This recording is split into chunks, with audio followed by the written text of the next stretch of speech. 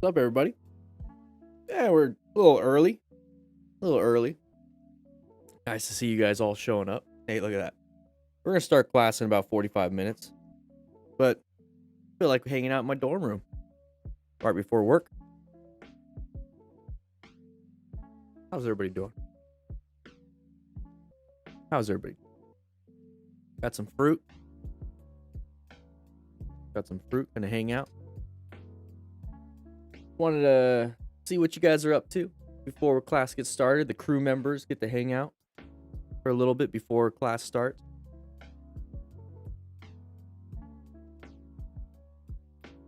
What's up, Stress Relief? How you doing? What's up, Brandon? I figured we'd get some things, just kind of hang out, listen to some music, some chill music. Setting up for class. I got my mic, my little mic right here, charging up just a little bit.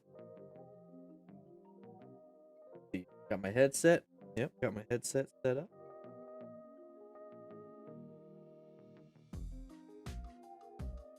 Figured we can hang out. What's up, Raul? Manuel, you got your MSF this weekend? You're gonna have a lot of fun. Manuel, how you doing? Yeah, or not. This is live.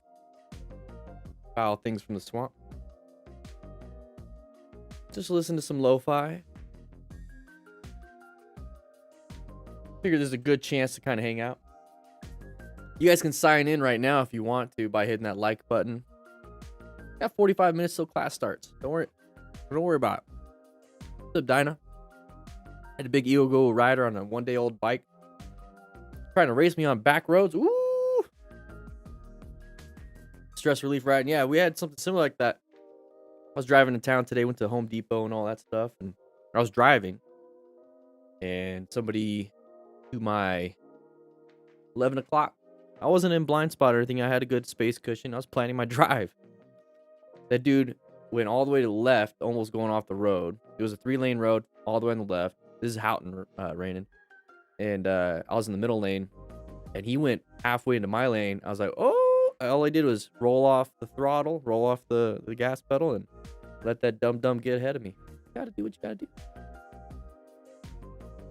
Let me know if everything sounds good. Might be changing a few things here and there. I think my noise gate is a little too strong. Maybe we'll try that out.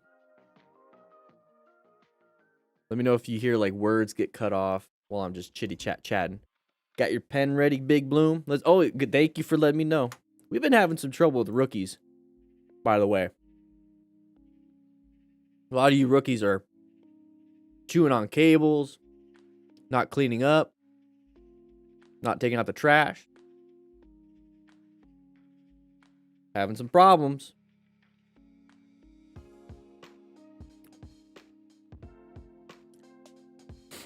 Hola, amigos. Dragon Ball. The guy that crashed was not wearing much gear. Helmet wasn't strapped on. You got super lucky for crash 120. Dislocated finger, mild concussion. Guys, we have 100 of these just came in. These are going to be coming up pretty soon. We're getting the new site situated. We're getting a patch. So this spot right here, we got a patch coming in. So it's going to go with the system. The rescue kit. We got the rescue card. It's going to go inside. It's taking a while, but we're getting it. We're getting it going. We're getting it going.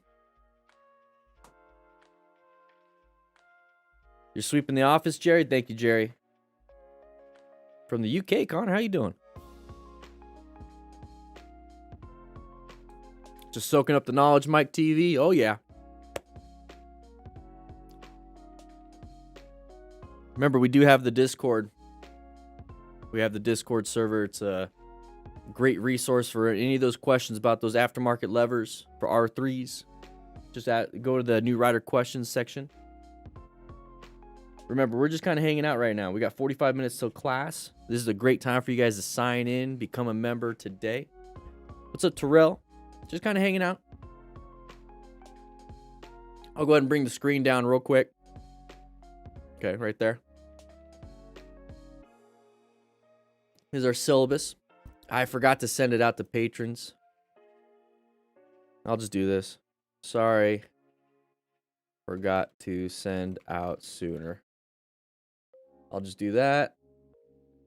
I'll just send it out to patrons right now. So if you want to know what we're going to go over,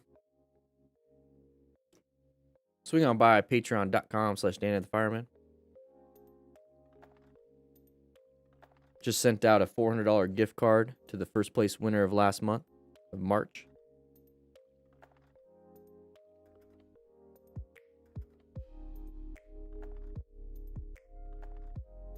How you guys doing today?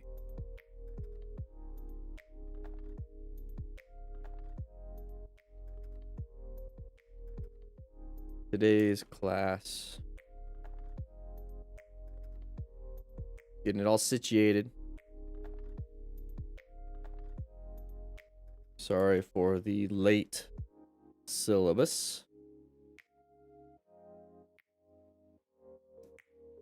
Boom. It's out and about. That's all set up. Let's go ahead and put the screen down. Yoink. There it is. Long-time listener, first-time caller, Dinah. Dinah Greg. Dinah Guy Greg. How you doing? Christian, how you doing? Kurt, what? Portugal, Argentina, Italy? Where is everybody at? Let me know. Write it right now. Where's everybody at?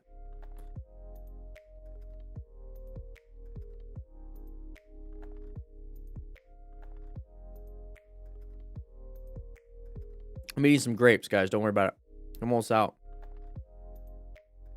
Dominican Republic, Russia, UK.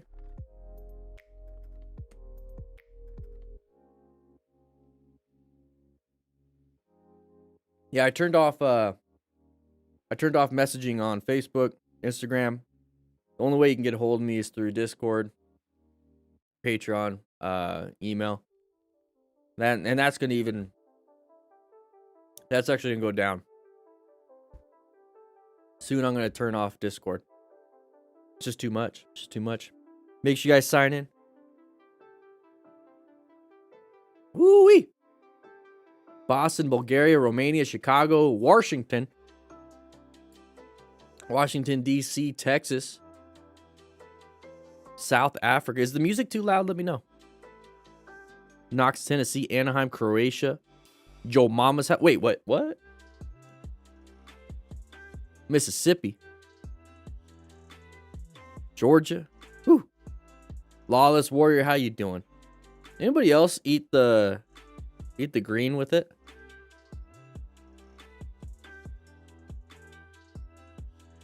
I don't have time to cut it.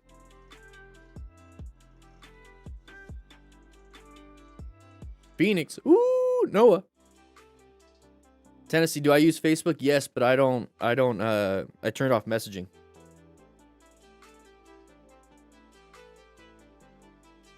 It's just a little green. Don't tell me you guys cut off the kiwi skin, do you? You heat the wax on the baby bell? That's savage. So for my first bike, I've decided that I want the MT-07. I know it's a little bigger than need be. However, I'm really relaxed display. Hey, you're going to do fine, Mike. You're going to do fine. Oh, I love kiwi skin. It's so sour. It's so good. Kiwi skin's good. I don't eat the core.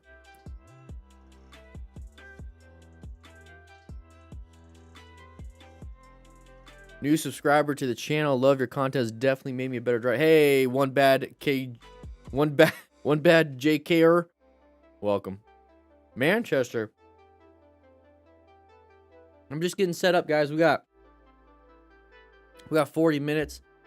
Just listen to some music, have a good time, waiting for people to come on in. Let's see if we can hit 200 likes before we start class in 40 minutes. You guys think we could do that? Also, we do... I don't know how I can set it up. We are still raising money for the Distinguished Gentleman's Ride, by the way. We have $3,700. We're second place in the United States now. We're second place in the United States. Not too bad, not too bad. Still pretty dang good. Still pretty dang good. But we're just kind of hanging out, you know, right now, seeing what we can do.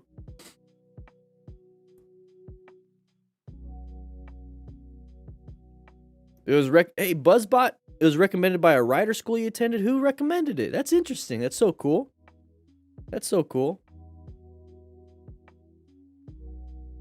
See you later, Gator.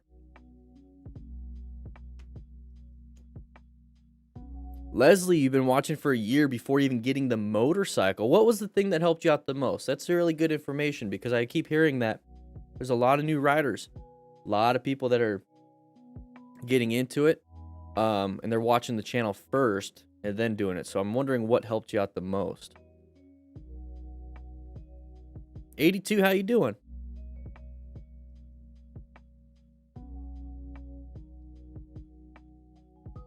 Lone Star Bikers. Interesting. That's really cool.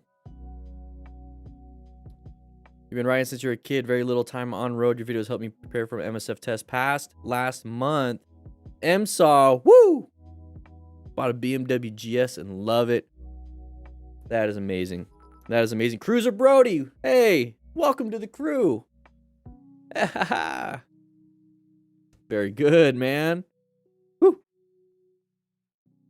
It's good to have you. It's good to have you. Binge watching YouTube the last few weeks. This week I'll pick up my first bike. Ooh, very nice.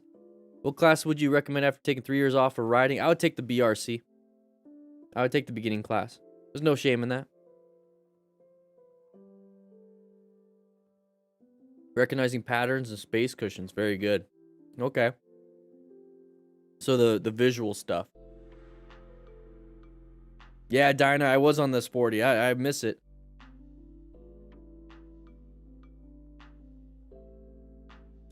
$85 likes, 162 of you in here. We could have 200 likes right now. Come on now. Come on now. M.S.A.R.T, baby. I see it. Where is it gonna pop up? Is it gonna pop up? Where? Trying to surprise me. Gotta grab something real quick. Whoa, I disappeared.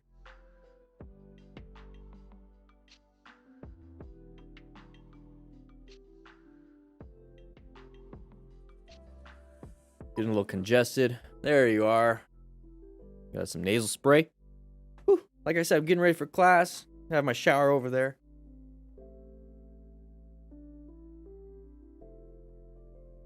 $109 likes. There we go. You guys got to sign in. Anton, civilian course is similar to the motorcycle cop course. So that's like bike bonding. I did something similar to that. And I actually created my own stuff. Very good, though. Those types of classes are very good.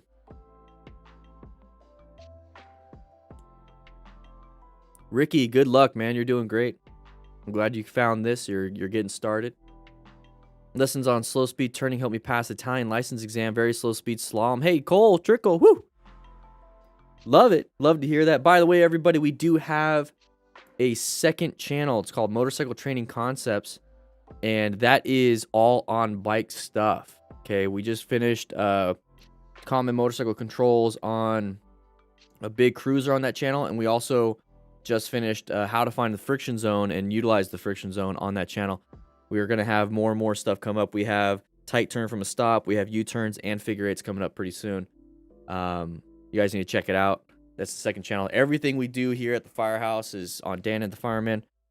Everything on the motorcycle is on that channel. So swing by, check it out. You're going to like it. If you like what we do here, you're going to like that channel a lot. So while we're doing this, hey, I'm just setting everything up, everybody. You guys know how it works. You know how it works. Setting things up. Whew. Get little notifications like crazy. Hey, Kim on Patreon says, what did you say?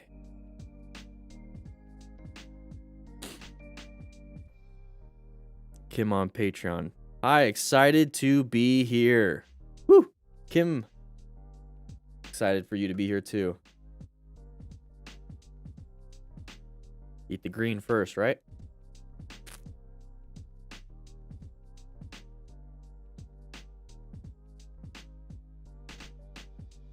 Skater for Life leaving tomorrow for a 3,000-mile trip on your Dyna. Woo! Now, I turned off Super Chat, so you can't donate to me.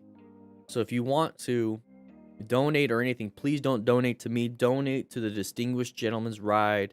We're raising money for prostate cancer research. And in fact, let me go ahead and shout out those that donated since last Thursday.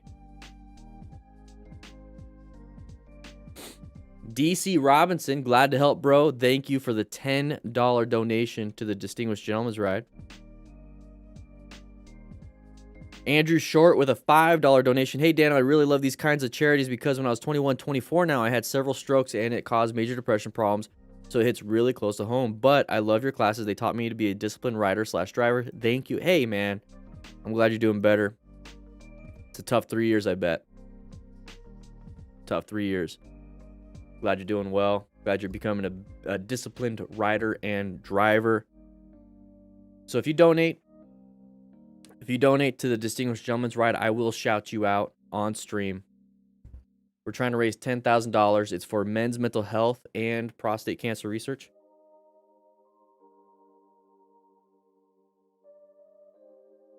Hope the sleep study went well. Hey, KOG, you've been following me on Instagram too? Woo! Yeah, it went well. It went well. We're going to see how it turns out and see the results. I don't know when they're going to happen.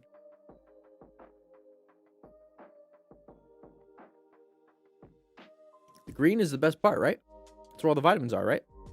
No? Brock, hey, man. Thank you for the kind words. Appreciate it. Really do. We're here early, everybody. If you're just now joining in, we're here early. We're here 30 minutes early. Class usually starts at 3. Right at, I would say in 20 minutes, I'm going to have to kick you out of here, send you to the lobby so I can change into the uniform. And then we'll get going.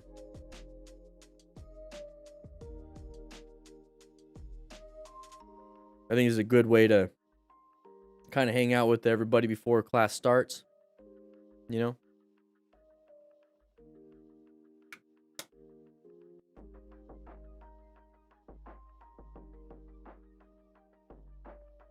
Oh, Choices IO, thanks for all your videos. They really helped me as a new beginner. Decided to get an Indian Scout bobber for your first bike. You're loving it, aren't you? You're loving it, aren't you?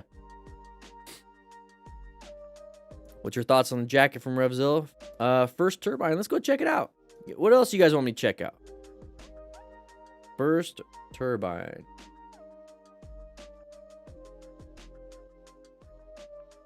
Go ahead and get this back on screen. Yoink. All right. Go ahead and take a look at it.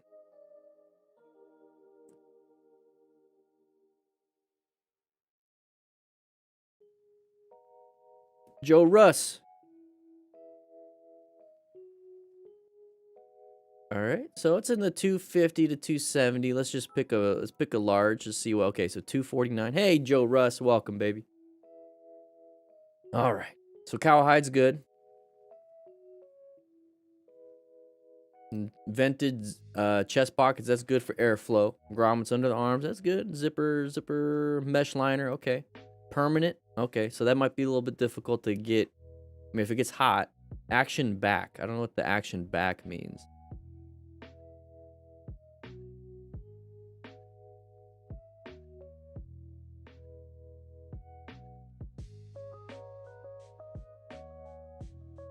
That's perforated leather, so that's going to be good for airflow. At least that's what it looks like. Looks all perforated. So, what do you want to use it for? For me, I wouldn't get it. I mean, just because my climate, and it's not the look I like. It doesn't say anything about pockets for optional armor. So for 250, you're not even getting armor with it. So you got to add armor to the cost.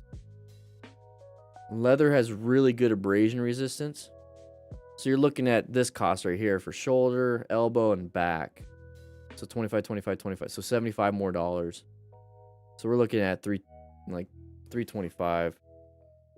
325 for a jacket? I don't know. That's not something I would want to do.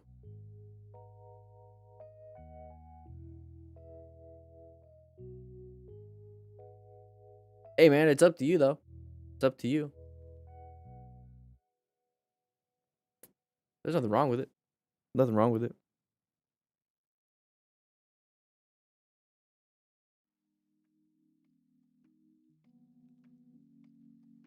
Boop. Earplugs? Joe Russ, thank you once again. Thank you once again for becoming a member. Rookies, though, Joe, you need, if you're brand new, we have to have a new rookie training program because these rookies are chewing cables. They're just leaving a mess. They're not taking the trash out. So Joe, please don't be a part of that. I know you're new, so let's don't let the others set examples. I have to have a talk with them.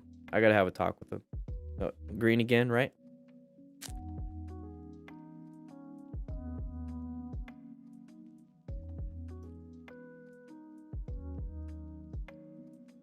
Mike TV, do I have any preferred brands? No, I don't have a preferred brand. I like textile mesh, just because it's so hot down here.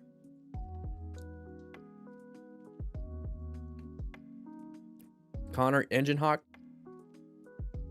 I got to see their jacket firsthand when I met Blockhead.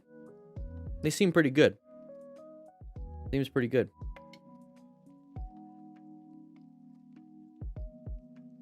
I don't know the pricing and stuff. Eargasm earplugs? No, but I've been looking into this.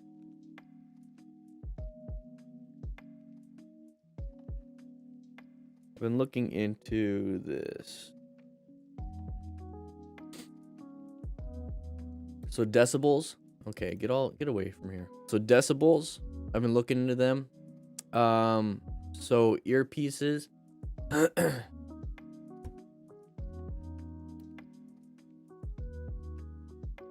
So I've been looking at some of these custom molded. So percussion shooting, that's not something we need. But stuff like this.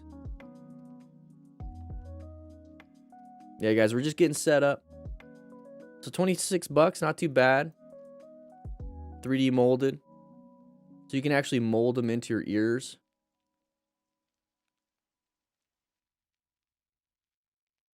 Pretty much use them for anything. I just wonder how they'll fit inside the ears. Jack, you have them? How do you like them? How like, are they that good? Hey, Loki, Loki Eichel. Loki Eichel, so Loki backwards. Welcome to the crew, baby. I've been thinking about getting into these. Because they have moldable like headphones and stuff like that. And they do firefighter stuff. So I mean it's pretty cool. So I was looking into them.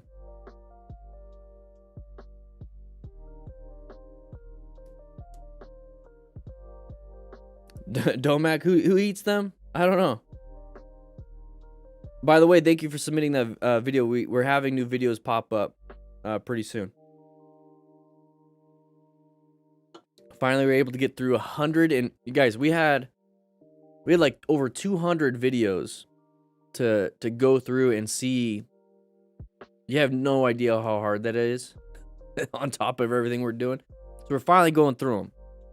So we have those users submitted for like a while now. We had one go up last Friday. We have one coming up this Friday. We have one coming up next Friday. We're actually getting on them. We're actually getting on them.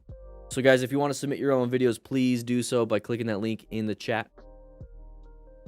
Favorite genre of music? Synthwave, Jacob. It's been a while since I've listened to anything. I listen to everything, but it helps me zone out. And then right now we're listening to lo-fi, just something simple.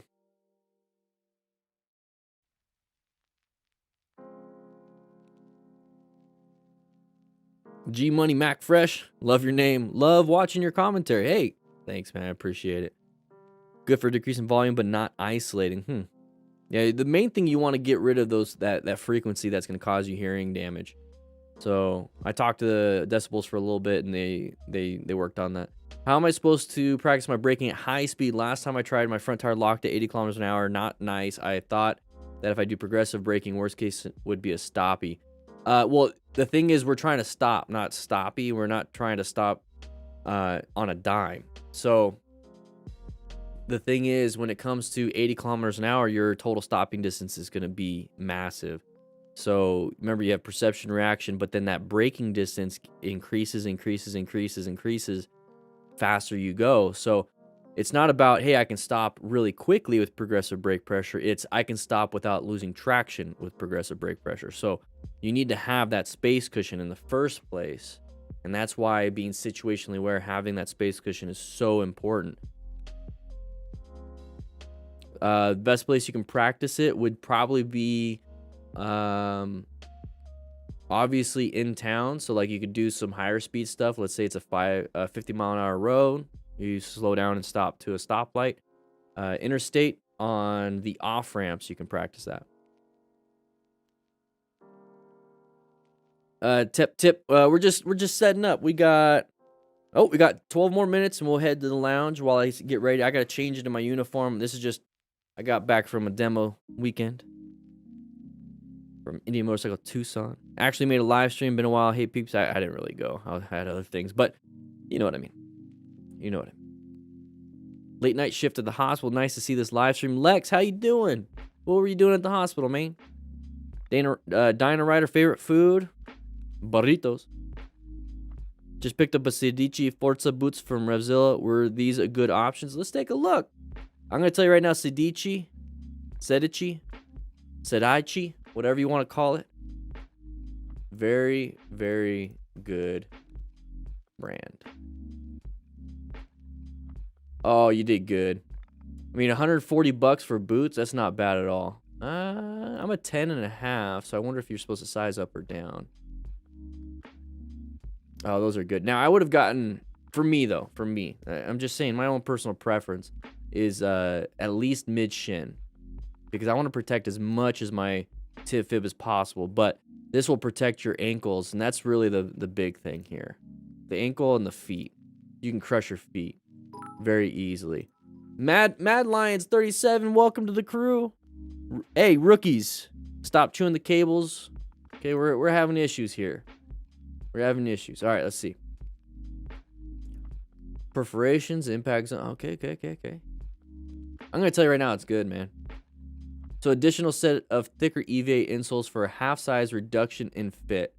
So what I would do is then I would get 11 then. So that's really cool.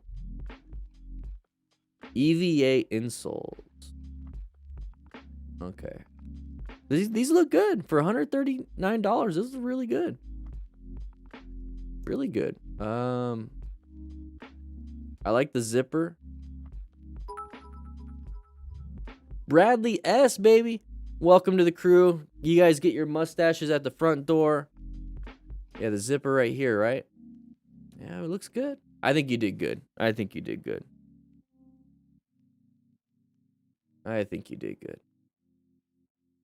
I wouldn't worry too much about those.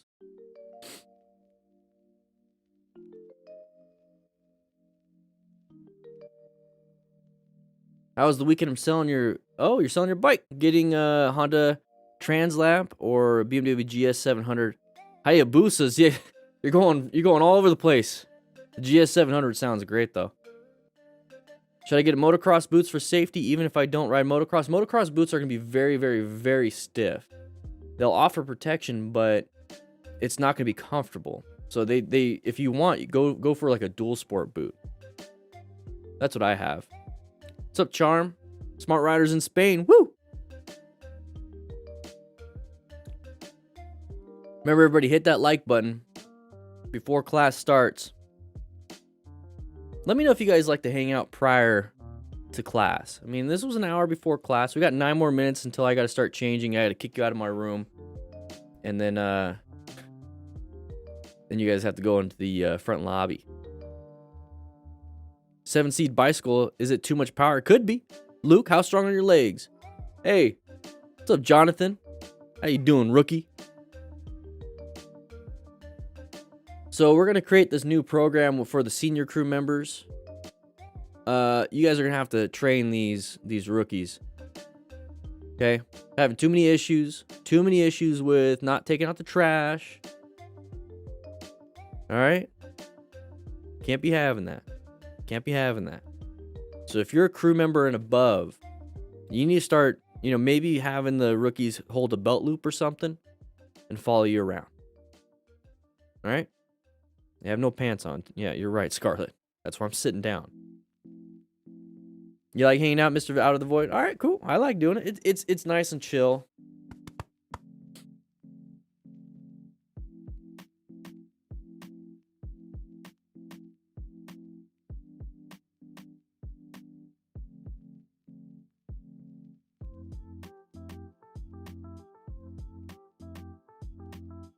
How's it with raising money? We're doing pretty good. We're at 3760. Once again, if you do donate, please donate through that link that's in the Chitty Chat. We're second place in the United States by like $1,200.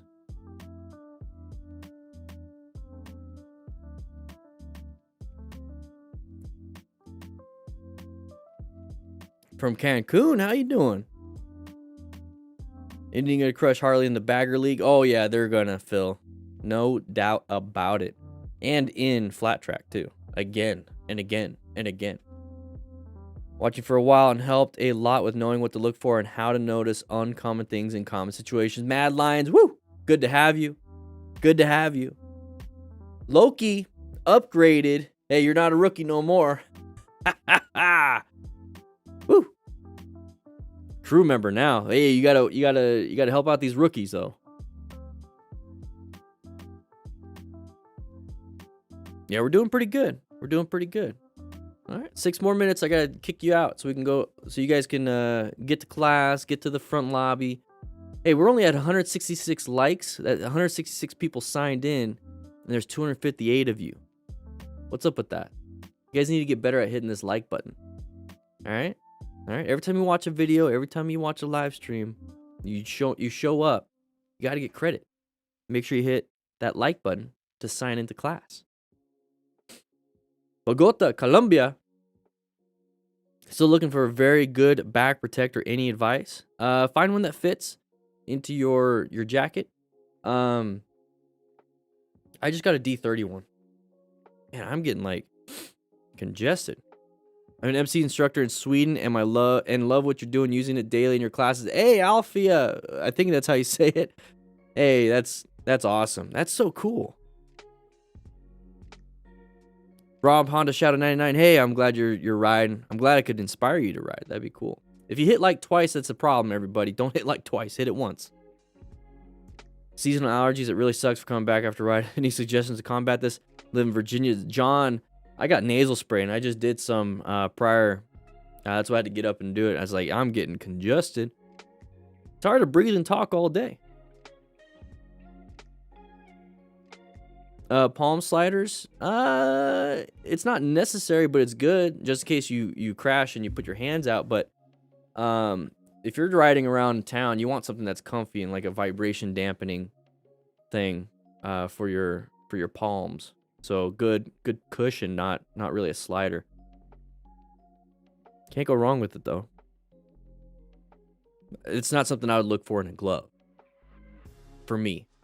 And all I do is commute type stuff. Finally get to watch. Ooh, Harley. You're on vacation.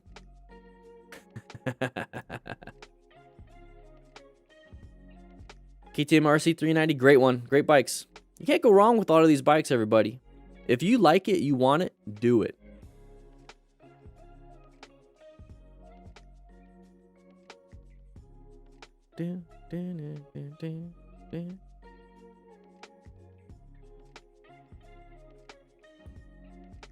Iron 1200 is a great bike. They look cool too. Woo.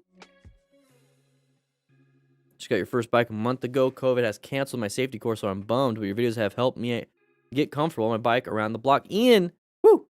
Everybody, we have motorcycle training on the second channel, Motorcycle Training Concepts. Okay? We're getting the website up and running real soon, and we're going to be selling trauma kits, e-courses, and a bunch of other stuff. We're going to have more videos up on that channel for free.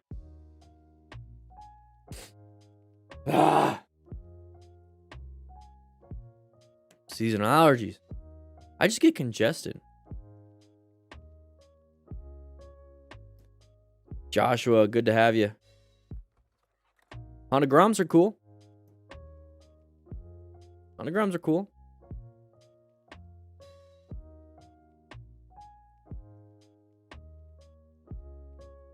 Yeah, Juan, they won't let me do a review of the 3.0.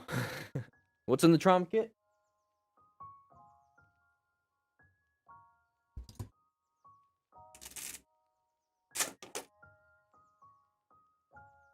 All right. Trauma kit.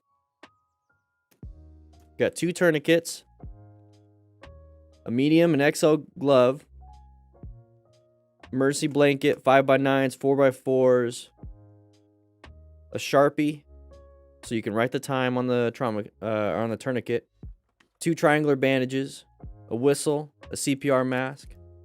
You got some roll gauze. You got 4 sets of roll gauze. Trauma shears. I got 2 of them on here. This is my personal one, but it comes with trauma shears. Austin, welcome to the crew, baby. Woo! It's up on the wall over there, so I get to know when whoever shows up.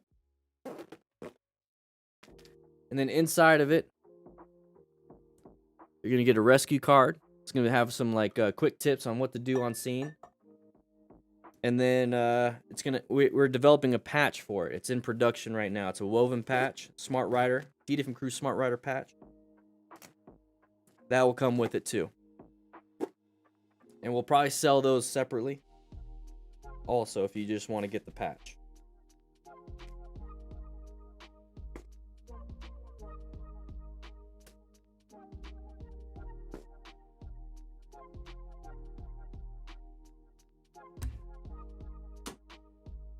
All right, guys, I gotta kick you all out. I gotta kick you all out. I have to go get changed. It is an IFAK, an individual first aid kit, but it's a trauma pack. It's a trauma kit because first aid kits are band-aids. We're not doing band-aids here. Ah, shoot. I'll take care of that. I'll take care of that. But I gotta send you guys out. I gotta send you guys out. I gotta turn the music off. I gotta get in the mood. I gotta get going. Okay? I'm gonna send you to the front office. I'm gonna get in my uniform, and I'll meet you in there when I'm done. Okay? I gotta take a little poo-poo in my pantalones. What is up, everybody? Dan and the Fireman here with Motorcycle Training Concepts. We're gonna be learning how to ride this big motorcycle. It's the 2022 Indian Chief Dark Horse, but it could be any big cruiser. What we're gonna be focusing though is the friction zone and then the throttle control. So this is gonna be the basis of the rest of the exercises that we're gonna be doing with this big motorcycle. So make sure you pay attention. All right, now that we have figured out what the primary controls are from the previous video, what we're gonna be doing is finding where that friction zone is. And the easiest way to do that is to actually sit on the motorcycle. What I recommend is always full gear when you get on a motorcycle. You don't know if it takes off or you fall over, you hit your head. Make sure you wear full gear. So what we have here is the clutch lever. We have the throttle over here, front brake, shift lever, rear brake. Now all we're going to be doing is turning it on, pulling it all the way in to remove all power to that rear wheel and slowly letting out that clutch lever until the bike starts to move. Now we're not taking off, we're just feeling it move, squeeze it back in, get back in position, do it again, it starts to move, squeeze it back in, get back in position. So let's go and take a look at what that looks like. We gotta turn everything on. Now here's the thing, before we hit the engine start, we wanna make sure we're in neutral, so you typically have a green light, but how do you check without, maybe your green light's all screwed up, how do you check? Well, if you can walk your bike without it stopping, that means you're in neutral. Now if you're in first gear, now it's in first gear, it doesn't want to move. So if we're in first gear, go ahead and squeeze that lever, find neutral, and there it is. And that's something you're going to want to do when you play around with your bike. All right, so it's going to turn it on. What we're going to do is squeeze that clutch lever all the way in, press it down to first gear, and slowly let it out.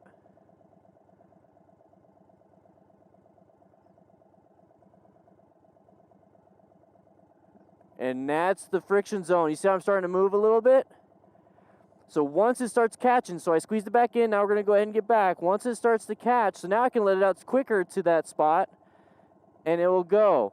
The first few times you're going to be slow getting to that friction zone because you're trying to figure out where it's at. But look at, now I can go like this really quick and get to that friction zone. So it's all about practice, and that's going to help you out when you do your U-turns, figure eights, when you go to class, when you take your DMV test, whatever it is. But more importantly, when you're out riding. So we're going to go ahead and get it to that friction zone, and there it goes. Squeeze it back in, sit it back. Remember, the first few times you're like, where is it, where is it, where is it? I don't know, I don't know. Oh, there it is. Now, one thing you want to start practicing pretty soon is once you get it to that spot, give it a little bit of throttle. And by a little bit, I mean just a little turn of the throttle. And you'll start taking off. We'll talk more about that pretty soon. But that is how you find your friction zone. You just start letting it out until it grabs, and then you squeeze it back in. You don't have to take off, just a little bit. Squeeze it back in, and that's it.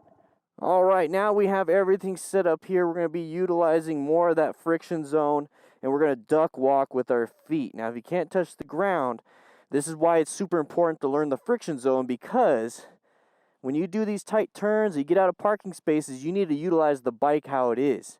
So try your best on this. Maybe you have to go side to side, but on cruiser motorcycles like this, with a low seat height, I can touch the ground with a 30-inch inseam, okay? So the way I have all these cones set up, and by cones I mean tennis balls cut in half, I will have something on the screen right here with all the measurements, but basically it's going to be 1, 2, 3, 4, 5, 6 parking spaces long, because that's all I got.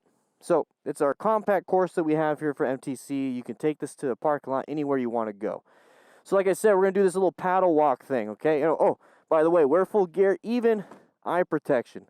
This Boss helmet's pretty cool when it comes to that. All right, so we're going to get up to here. Now remember, we're going to do that friction zone thing again, but this time we're going to continue going instead of squeezing it back in to stop, putting ourselves back in position. I already got the bike on. We're in neutral. There we go. So now we're in neutral, can't move. Friction zone is out. There's nothing there. The clutch is out, can't move. So what do we have to do? We have to shift into first. This is your first real introduction to shifting. So we're going to squeeze it in with our left foot, press it down. Okay? Pretty simple, right? Now we're going to do that and move a little bit. Now you might need to use a little bit of throttle. It won't move because I have the clutch in, but if you're on a big boy bike like this, the 116, I don't think you're going to need it too much. Now, both hands on the handlebars, and if anything bad happens, anything squirrely happens, squeeze that back in, squeeze the front brake. Okay, so that's why you need both hands. All right, so once again, we're just going to paddle walk, and here we go. So look forward, chest and eyes up, get to that friction zone, and this is all you have to really do to be comfortable, okay? That's it. I'm not doing anything with that hand. I'm just holding it for balance, and I'm just going to walk. That's you getting used to the friction zone. And if you let it out more, you're going to go faster. You squeeze it in, you're going to go a little bit slower. And once you get to here, go ahead and squeeze in that clutch, squeeze in that brake, and try to stop on that cone. Go ahead and put it in neutral. It's the green light, but I don't trust it. How do I test it? Slowly get to that friction zone, nothing happens. Okay, here we go. Now what you want to do is turn the handlebars all the way to the right and try to push the bike. Now if it's difficult for you, you can get off the bike and turn it around however you got to the parking lot. All right. Now we're going to turn left. These bikes are kind of heavy. You're going to get a workout today. Ooh, maybe it's because I was going uphill. Now I'm going downhill. It's easy. There we go. Now I'm not exactly at that cone because this thing's turning radius is like a boat, But that's fine, because the goal is just to go back and forth, back and forth, back and forth. And thankfully, I got a big parking lot over there. I could just turn around pretty simple. So same thing, press it down, start letting it out. Hey everybody, you can hear me, right? Everybody can hear me? Guys, we're going to get started real soon. Thank you for stopping by the dorm room prior to us having this class. We're going to be doing some pretty cool things. We got a 99 Lives video to talk about, but we just got 8 new members, and I think you all need to know what the heck this place is all about. It's the best damn online motorcycle community in the world. We're going to have a ton of fun talking about some crashes and close calls, but just mainly hanging out with you guys. So those new 8 members, I don't know how you say it. Let's go to the crew lounge and let's grab a drink real quick and then get into the classroom. Come on, guys, let's go.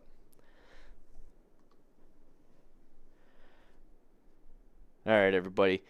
It looks like we don't have any tacos. There's no tacos. Okay. The rookies, once again, screwing things up. All right, we're going to have to deal with this. We're going to have a meeting, rookies, after class. We're going to go into the office, and we're going to have a discussion. All right? You guys have been messing around. I see you guys messing up all the high scores, changing it all. It should say Dan all the way up and down. Chewing on cables. Broke this thing for a while. Not even getting the food for the class and the crew. Messing up. Either way, if you want to join and become a member, become a better rookie, click that join button. But crew members and above, please, please, please, grab a rookie and show them how to do it. All right? All right, let's get to class. Let's just go ahead and get started. Let's go have some fun. Whew. These rookies, I'm telling you.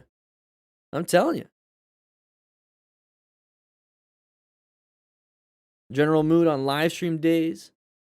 Hey, 82, it's good to have you in class. It's good to have you. We've got to fix some of this right here. Once again, rookies. Come on now. We're raising money for the Distinguished Gentleman's Ride.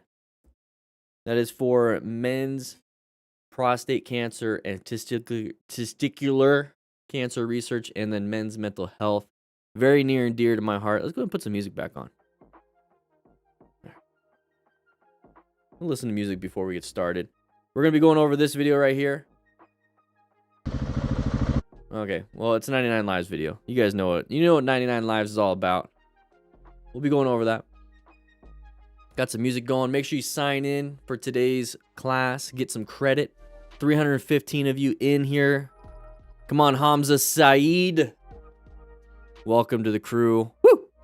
Hey, crew member, you're not a rookie. I'm going to hold you to a higher standard. Discord link, yeah, if you want to join the Discord here, I'll put it right in the chitty chat. Put it right in the chat. MacGyver, how you doing? How you doing, man? You have a snowmobile course tomorrow. Wish you luck. Chips the potato fry. Good luck. Teach them how to stay in orange without even trying. Whew, that's the tough one, but it's fun. You'll get it. You'll get it. Ohio has a legend of a headless ghost motorcyclist. There are more than one. They seem all over the state. Must be speeding then if they're going all over the state that quickly. Want to thank you personally. Had a real close call where a dumb driver pulled out in front of me, but your progressive brake pressure saved me. It works, and wanted to tell you personally. Internet stranger, become our internet friend and crew member. But I'm glad I was able to help you out.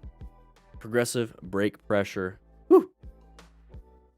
I'm having like a chill day today. It's been a nice day today. I had a nice little lunch date with Nikki's Adventures. Nikki. Got some Chick-fil-A, went to a park. Got a number 1. I got 2 number 1s. But I got one as a meal and one as itself. The chicken with the bread. The potatoes. Whew. A little Diet Coke because I'm on a diet. But you're watching my videos in the background while working the past few days. Finally caught you alive. Appreciate what you do, man. Hey, Lick. It's good to have you here. Make sure you sign in. You guys got to click that like button to sign in. 336 people in here and only 229 of you signed in. Hey, 100 of you are not going to get credit for today's class.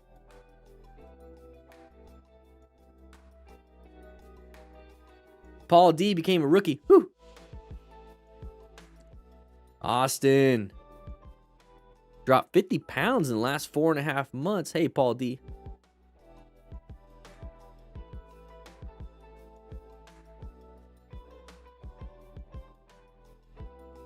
Stream Elements bot you. They're not sponsors, they're crew members. There's a big difference.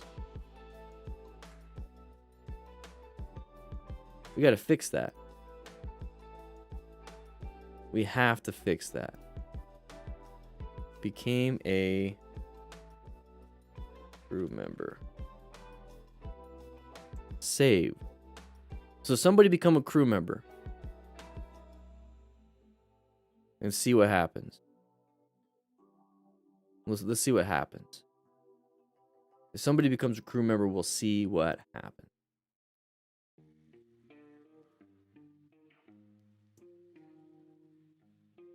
Just double check it. It's only $2. It said it's saved. We'll see what happens. All right, double checking everything. 337, 300. Woo! You guys are killing it.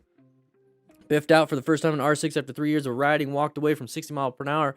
60 mile per hour, geez.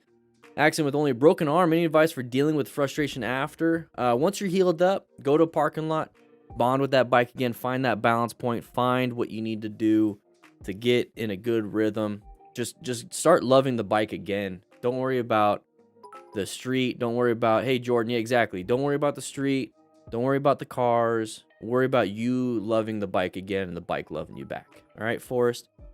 See, it says become a sponsor. Okay.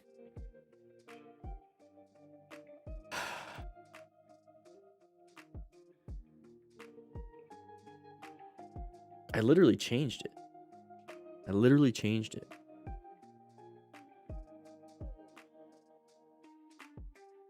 All right. We'll see what happens. Well, thank you, Forrest. Thank you, Jordan, for testing it out. You guys seemed like good rookies. I think we're going to get started. Soon. Let's go ahead and pause that. I know, Jordan. I don't know either. I don't know. I'm trying to test it out, but can never find a good bot. To do stuff. Whiskey Throttle's going to woo accidentally. All right. Go ahead and get this going. Start the recording. Get my pen out. All right. The pen looks good. How does it look, everybody? It looks good. Okay. How's the beard? 1 second. You got a little flyer right there. Oops. All right. I think we're looking good. All right. Just making sure. Here we go, everybody. Oh, got to get the pen out of the way. Let's watch. Whoa. Get back. Ooh, nice horn. All right, is this the first one? Or is this the intro? Jesus. Oh, it's the first one. All right. Did I hit you, boss? A little bit. You gotta look in your mirror. I was looking in the side mirror. You got a rear view too for a reason. Yeah, but you... I know. All right, let's go back a little bit. All right, so this is exactly why I don't like to hang out in this spot. I don't like hanging out right behind another vehicle. I'm off to the sides for this specific reason. You can't Flintstone it backwards that well. All right? You can't Flintstone it. It's very difficult to do that. All right? So good luck duck walking that. So that's why I don't like being right behind. I mean, yeah, you assume they're going to be able to use that mirror, but they do have 2 mirrors here. And they pretty much go to those, okay? They could have a bunch of shit blocking this, but for the most part, you're kind of screwed. So be off to the sides. So that's going to help you out from anybody coming up from behind and hitting you, okay? So if you're off to the side, it's maybe just clipping you, but for the same reason, if this person's backing up and you're right behind them, you can't do nothing. The only thing you could do is turn those handlebars and try to escape that way or try to escape this way, but this gap is closing, and I'm just like making all these different lines here. So this gap is closing, and you're going to have a tough time trying to get out of there. So put yourself in a better position for safety, planning your ride, position for yourself for safety. It could be at a stoplight, stop sign, or it could be while you're riding around. So right here, that's the big no buenos. You get to see those reverse lights. Now he's doing that to allow, there's your space cushion. He's doing that to allow this person more room to do it because it might be cutting it short and he doesn't want to get hit. So you got a big issue with that. Hey, Mad Lions upgraded your membership to crew member. Whew, welcome. So that's what he's doing. Not needed. Now that great horn, that horn is aftermarket. It's an air horn. It's not an electronic horn. That air horn should be piercing that cab of that Ford, letting the person know, hey, I got a burp. Letting that person know, hey, I'm right behind you, but it doesn't matter. So when I tell you the horn and rev bombing isn't an actionable thing to stop a dangerous situation, it's because it's not. You're just saying, hey, I'm here. You need to be safe and not hit me. I would rather say, hey, I'm going to get myself out of here, be safe myself, take the responsibility for myself, and then honk the horn and say you're a dum-dum after I'm safe. Take care of what's important, then tell them they're dum-dums. So you get a little tippity tap tap. Now, if you have like a cruiser, easily could have damaged that front fender. Probably just hit the tire. Maybe bend a rim. In your mirror. Could have some issues. Rear view too for a Creeper 69. How you doing, man? Woo! All right, here we go. Galen, we're going through the intersection. We got a bicyclist right there. Be very careful with them. They're also kind of crazy. All right, we're going straight. Whoa. Uncommon thing in a common situation. Very dumb on that driver. Oh, that was a thing. It was a thing. That was very, very interesting. So let's see what this, 1 second. So this is a straight and turn. Okay, so this person decided, I'm going to go straight instead of turn. Don't know why he decided to do it like that. Okay, so let's just keep watching. This rider did a great job. So it looks like he was going to go straight, and he's like, screw it, I'll go left. But, crap, I really want to go straight. Maybe they're arguing. Maybe GPS was saying go right, go left, go fly in the air. I don't know what the issue is here. But this Volkswagen driver wasn't paying attention. Looks like they might have wanted to go straight, but they kind of got confused with this bicyclist. They don't know how to use or drive around these things. Whatever. Dumb maneuver. So as soon as they did that, cut off the bicyclist. So this bicyclist could utilize the smart rider principles, seeking out and recognizing this hazardous situation, planning her ride. So she positioned herself for safety, located, adapted, did a great job. This motorcycle rider is doing a great job too. He wanted to go straight in the first place. This person is up in front. Oh no, dumb. Let's go ahead and sit back. Okay, I use the analogy all the time or I don't even know if it's an analogy, Jeffrey. How you doing? Welcome to the gear giveaway. Patreon.com/DanDanTheFireman, by the way, if you want to join up too. I use the metaphor analogy, the situation, whatever it is, where I'm in a restaurant and I like to get into a restaurant and have my back against the wall and look at the front door. I like to be able to witness everything that's going on. Now, once the waitress or waiter shows up and starts taking your order, your field of view and everything you notice starts to zoom in just on that, the hostess, waiter, waitress, whatever, and you're talking to them. You completely disregard everything else because your focus is only on this. That's because it's right in front of you. It's what you're paying attention to, target fixated on that. So when I'm riding around, I like to sit back and watch the dum-dums do stuff and not target fixate, but constantly scanning for different situations to get out of it, but making sure I know where they are, but I'm far away. I'm not inside the situation. So when you see something like this, and that person's up here, give yourself that room by deceleration, by slowing it down, watching them go way ahead. And then you can watch and figure out, where's my escape path? Where's my space cushions? That's the uncommon thing in a common situation. Get yourself out of there. Let them do their dumb stuff. Not your emergency. Hand disappeared. Okay? That's what I'd be doing. That's what he does here. So roll off the throttle. Okay, good. I wouldn't be this close. I would let them get I would let them get past this sign before I start accelerating anymore. That's what I'd be doing. That's what I'd be doing. And it looks like he's got a rock floor mount, which you guys can also grab in the description. 25% off. Automatically applied if you click that link. Oh, that was a thing. All right, so we're moving on with Pee Wee De La Rosa. All right, intersection, orange stage, orange stage, orange stage. Whoa, did we just run a stop sign? No. We got a little front brake lockage or maybe rear brake lockage. All right, so let's see. So I don't know if this is a stop sign for us. Typically, when you see pedestrian crossings like this, and then you see like a solid bar, that's typically where you're supposed to stop, right? I don't see any signage, though. There's no signage. They might not have any signage for anything. But here's the problem with this situation right here. This is your line of sight. To the left. Oh, there we go. To the left and right. That's your line of sight. You can't see around this. You can't see around that. So when you do that, you need to go into orange stage and be prepped and ready for any dum-dums wanting to come out and getting you for a path of travel violation. Got to be very, very careful. Very, very, very, very, very careful. Okay, so with that said, what should we be doing in orange stage? If we can't see, we need to slow it down and creep around the corner. And I use the other analogy, metaphor, whatever you want to call it. I don't even know the word. Somebody please write it in the comments what the word is that I'm trying to come up with to relate to this situation. Haunted houses. When you go to a haunted house, are you just running past all these open doors where somebody can grab you? No. No, you're not. You're like, oh, what's going on? What's going on? Is there somebody around here?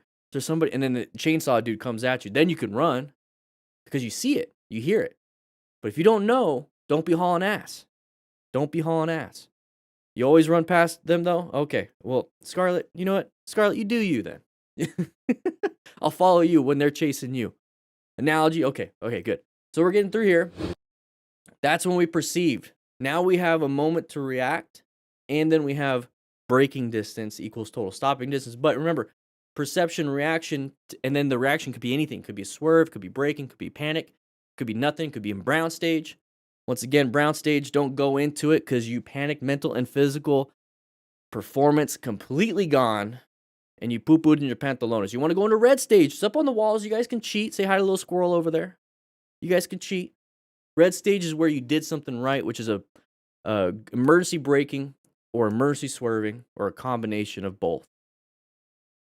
A little bit of skidding. Hey, we didn't dump the bike, though. I'm glad he didn't. So here's the thing. He didn't have to stop. He just had to allow himself to have enough time with that braking to allow that person to go. So remember, you don't have to stop on a dime. You could slow down and swerve if you had to. See? Didn't really stop. All right, moving on. All right, so we're riding in the rain, low traction issues right behind this vehicle, and a big pothole. You didn't see it until last second. Oh! Look at that lever. Is that lever broken? Look at those potholes. What the heck? Good job lifting it up. Good job. Save your back doing that. That's the proper way to lift it up. We do have that video on Motorcycle Training Concepts, by the way. I put my Sportster on the ground to show you guys how to lift it. All right, let's take a quick look. All right, so we're right behind this vehicle. Now, this is what I don't like doing. I like to be off to the sides. Now, I wouldn't pick this side because guess what? That's where the water's running off. If it was dry out, that could be an option, but this is a no bueno option now. So my option right now would be off to here. That way it gives me space cushions and escapes to that, space cushions, escape to that, and I have good line of sight all the way through. Now, if we take a look at where we're at right here, we're right behind this vehicle, and this is all I can see. That's all I can see. Anything in between here, I have to be able to react in. That's my braking distance, that's my view distance. For road hazards, specifically in this scenario, road hazard was that pothole. If I was off to the side, I could see potholes in my path of travel for a very long way. Now, rain could also mess with you. You know, you have the refraction of the light. You can't see very well. So that's why. So with my new, everyone, by the way, Voss helmets, we're actually utilizing Voss helmets for the beginner helmet choice for the DDFM crew. And they do have pin locks. So there is a link in the description pretty soon. There is a link in the description, though, for Voss helmets. It's an affiliate link, but you can buy pin lock systems for it. So it's a fog resistant lens, and you can put it on this thing, and it works, and it's going to help you out. It's like a double pane window. But once again, we are utilizing the Voss system and helmets for the beginner rider. So I would be off to the side because you can't see very well. There's that pothole. That is something you got to be very, very, very careful about, because like it's going to show here, big bump, big hit, very painful to your genitalia. Okay, you're going to hit hard, and it's going to surprise you. But it's also going to jostle your hands. You're not prepared for it. So if you're not prepared for it, you didn't see it ahead of time, how are you going to react to it? Let me know in the comments. How would you react to it? I'm trying to read you guys' comments here. It's going to be pretty hard. You can't swerve. You didn't have enough time to swerve. Very, very, very bad. So we're going to hit it, and it's just going to knock us hard. And now, Voss Helmets is in the comments. Boom. You get 10% off if you use code DDFMcrew.com. I'm not DDFMcrew.com, DDFMcrew. Woo. DDFMcrew.com/Voss Helmets. Anyways, we're moving on. All right, going a little fast. Oh, Crest of the Hill kind of surprised you a little bit, didn't you? And he went wide. That Crest of the Hill got you. Okay, how are you going to rescue another rider? How are you going to rescue another rider? You good? Oh, thankfully he didn't hit the house, right? Woo!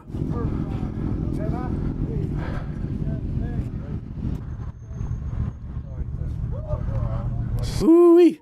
Yeah. It's like, okay, get off my property now. Get off my property. There's way too many of you. What the heck? Went too fast into it? Yeah, I went way. Yeah, way too fast. I got it on video if you want it. I was right by Everyone says it. It's like, I got it on video. your mirror. I thought you hit the fence, bro. Yeah, I thought he hit the tree. Well, thankfully he didn't.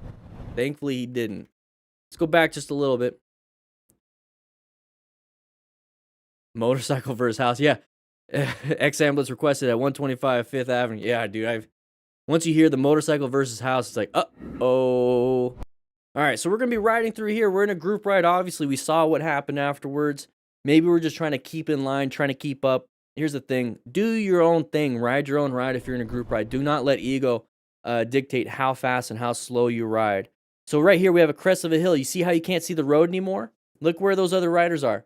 From this spot right here, you can't see anything else around, excuse me, around that. Look at that. You can't see. That means it's disappearing. So it's a crest of a hill or it's a blind curve.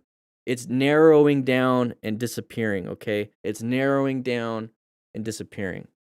That is very dangerous. That means you need to slow it down until you can see over it, okay? You need to see over what's happening.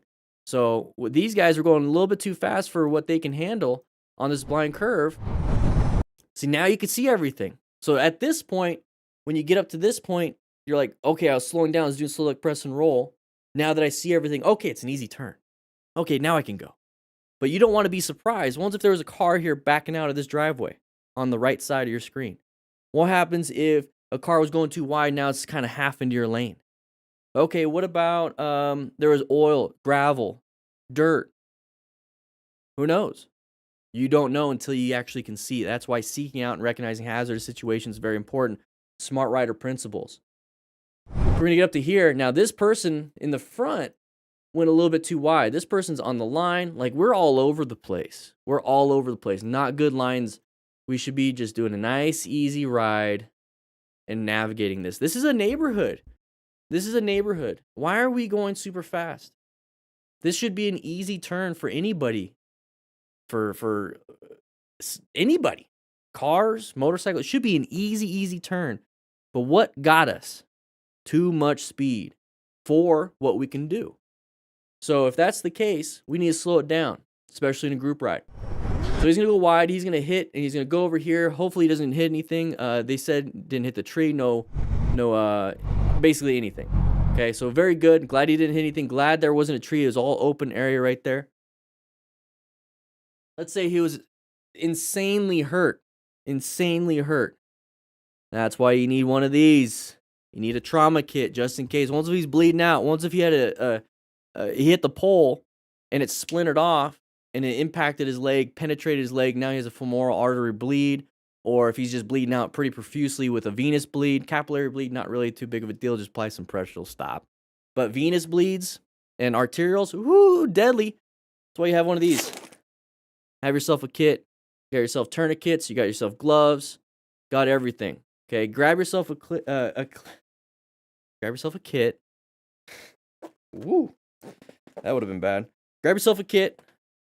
If you can't, make one yourself. Make one yourself. We're gonna be selling these real soon. We're gonna be selling real soon on motorcycletrainingconcepts.com. Can't wait. Can't wait.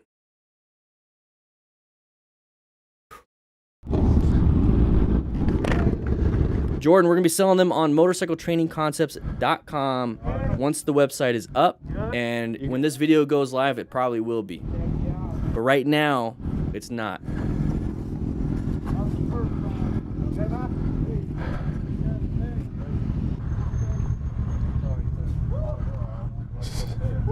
Yeah, tip. That would have been a bad. That would have been bad. That was very close. That was close. Yeah, bro.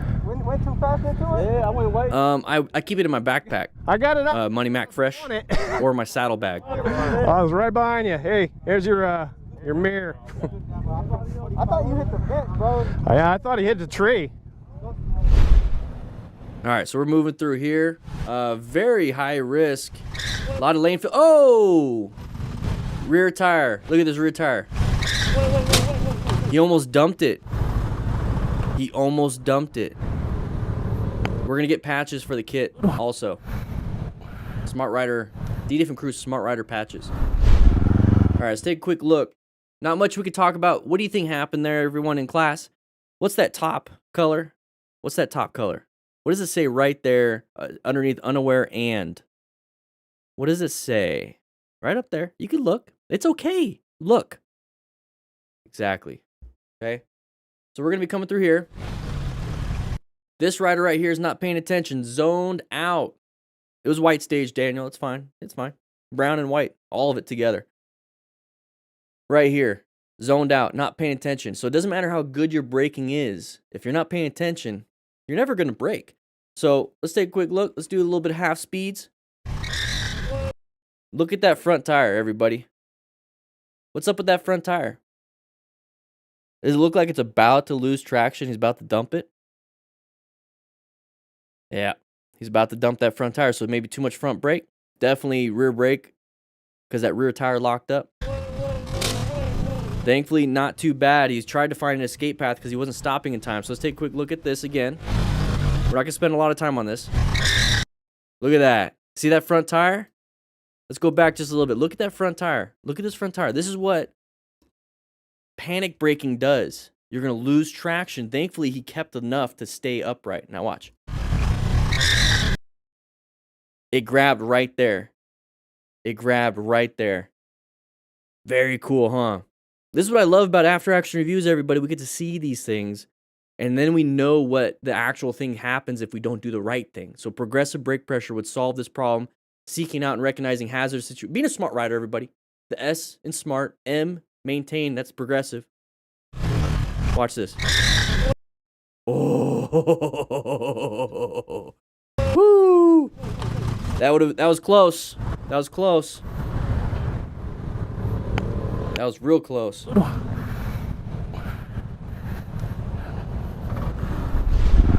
All right, everybody. Real quick. Everybody, we are raising money for the Distinguished Gentleman's Ride. Please, please, please click the link in the comments and donate. We're trying to get $10,000 before the end of May. Please, please, please send that in. You'll get a shout out on stream. Woo! Let's get back into it. Here we go. Riding around right behind this vehicle. Not the best spot because that. Right there. Not the best spot because of that. Motorcycle riders are typically the ones that strike another. If I was them, I'd slow. Exactly. I would have slowed down and be like, "You good?" J'ai eu peur là. I would have helped out. What the heck? Merci, c'est gentil. Je vais mettre la béquille. Je vais remettre la béquille. Oh, creepy, you don't... Did I not update it? Let's update it. So that we're at the bottom right there. Oh, there you are. Cliffy Eater Creepy. Gonna don't know, as my dad is currently battling spinal cancer and his mental health is definitely suffering, and my mental health has been bad for years. Anything I can do to help? Thank you for all you do and the positive vibes you create. Your favorite parking lot practice organizer. Thank you so much for doing that in Phoenix. You're helping out a lot of people. You're helping a lot of people, possibly saving lives. So thank you for the $10. Woo! Love it. Je vous remercie, c'est gentil. Je vais mettre la béquille. Je vais remettre la béquille. I'd be so upset. I'd be so upset. So we're riding through here. So this is the problem, okay? So we're going to be right behind this vehicle. Poor line of sight. You don't know what's happening in front. Yes, Voss helmets are ECE rated, the one I have, and then a lot of them are. I think the modular, I think they all are. So we're going to go through here. You can't see what's happening in front, so our space cushion and line of sight is terrible. So remember, planning your ride, position yourself for safety. So I would be off on this side. Now, it's like, well, what about this side over here? Well, your escape paths are terrible. Your line of sight is good, but if you're over here, your escape paths could be anything. They really could be anything, and you still have good vision all the way around. So that's why I'd be off to the right. I wouldn't be right behind this vehicle because that's all I have to work with. That's not enough for me. I don't like that. So we're going to go up through here. As soon as they hit the brakes, we're looking for pertinent issues. We assume that they're going to keep going, right? So we're looking off to the right, hoping this person's not going to come out. But we're not looking at what's here. So our reaction time has to be insanely good. So that means our fundamental skills have to be the best in the world to be able to mitigate this situation. But if our situational skills are okay at best, we don't need to have the best fundamental skills. We just need to be good at everything. There's no reason to specialize in motorcycle training. Really isn't. You should be a jack of all trades when it comes to motorcycle riding. Seeking out and recognizing hazardous situations, maintaining fundamental skills, acquiring and utilizing personal protective equipment, and just knowing a little bit about rescue training, trauma training, all these different things. Teaching and mentoring, that's going to help you out when you're helping other people, because now you're having to learn new things. So we're going to get up to here. We tried the brake. Didn't work. Not enough total stopping distance. That's all it is. But here's the thing. If we did not brake at all, we'd be in the back of that car. We'd be hurt. Hilton's Gaming. Hope your dad's doing well. Andrew Short with a $10 donation. Thank you so much. Je sais pas quoi faire. Whew. Yeah, those people, karma will get them. Don't worry. No. Don't worry. Je vous remercie, c'est gentil. Je vais mettre Those people should have helped. Je Those people should have helped. All right, we're moving through here. Allison MV93. Watch out. We're getting closer and closer to this vehicle. You don't know what they're going to do until last second, right? Whoa, good swerve. We still got clipped, though. We still got clipped. Oh, they're going to just take off. All right. So what I don't like doing is riding in a way to where the cars in the road are like rocks in a stream. Does that make sense to everybody? Cars in the road are like rocks in a stream. The stream is going to keep going even around these rocks. They're going to go up and over. They're going to go around left and right. Us as the motorcyclist is the stream. I don't like that. I don't like that. I don't like going around people. I don't like doing all these crazy things, never slowing down, never modulating my speed because, you know, that thing's in there. So I'm just going to go around it. I'm just going to go around it. I'm just going to go around it. That's not what we should be doing, because now those rocks, those cars, they don't just sit there. They do other things. They move. They change directions. And they're very unpredictable if you're doing these things and you can't react in time. So if we're going to be doing this right here, we're going to be riding around. We're getting closer and closer and closer. It's like, oh, I'm not going to slow down my speed. I'm not going to slow down my speed. I'm going to move over and to get around. That's not something I want you guys doing. If this person's going to turn right, you don't know yet. You want to turn right? Just go with the flow of traffic. Don't go at a higher flow. We're going to pass on the right. Last second, we couldn't do anything.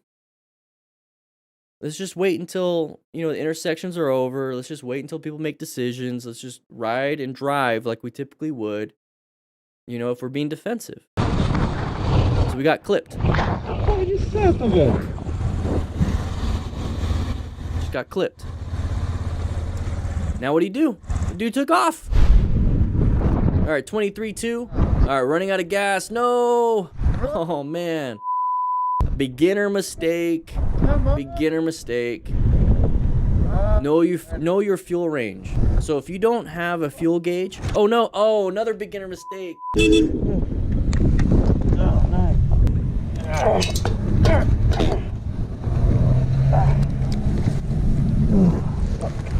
Oh man, what a bad day. What a bad day. I was right out of fuel. I was just coasting along, and then I'm like, yeah, hop off. Broke the silly thing. All good? Yeah. Oh. He's got. Yeah, hop off. Broke the silly. He's an amputee rider. I think I've seen this guy before. He built this. He built this. He's an amputee rider. That's connected. So he couldn't put a hand down. He connected it. Pretty cool, Jeff Walker. It's pretty cool that he did that. I've seen this guy before. I'm on an amputee riding. Yeah, see, amputee rider right there. I'm on an amputee riding Facebook group just to see how they're able to handle these things. And it's pretty cool. A lot of the ingenuity, a lot of the creativity that goes into it. All right, so what I was trying to get at, so he's running out of gas. He's running out of gas. Now, what do we do? How do we fix that, if you don't have a fuel gauge? So what I like to do is obviously go in the owner's manual and I see what the fuel range is. So I'm going to fill up my gas tank all the way. And I'm going to do a trip meter. So typically a lot of these motorcycles, especially the analog stuff, have trip meters. So as soon as I fill up, reset the trip meter, and then as soon as that light comes on, that low fuel light comes on, what is my trip meter at? Is it at 80 miles, 90 miles, 70 miles, 100 miles? So then I know, okay, well, every 100 miles I got to fill up. So if I'm at like 60 and it always kicks on around 80, it's like, oh, okay, well, it's getting kind of close. It might be getting time to go ahead and fill it up, Once it kicks on, it's like, yeah, definitely got to fill it up. So I don't like to mess around with that. So that's how you do it without a fuel gauge. That's what I did for a long time with Sportsters. Right. And so then the next thing, Oh my God! Come on! is get ready for it. So so he's got a special clutch system. You see how he has that cable going around? So don't want to stall, but if I'm short, I am short. I like to put my left foot on the curb because it's easier to step down. So I think he just kind of messed up. Let's see. I want to see where that cable goes.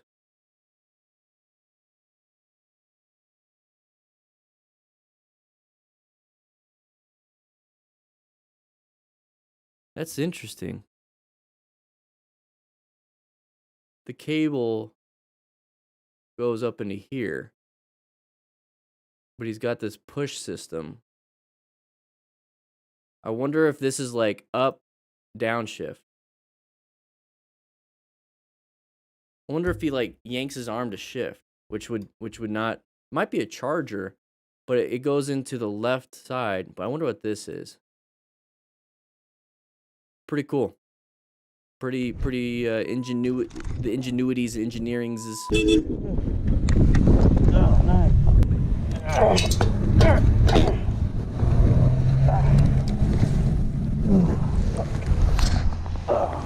Tasty things. That's right out of fuel. Could be mouth operated, yeah. And then I'm like, yeah, hop off. It's a blow clutch. Broke the silly. Interesting. Good? Yeah, I think so. All right, we're going into this one. We got a sporty. Oh, no. Okay, get some gear. Thrasher gloves. Oh.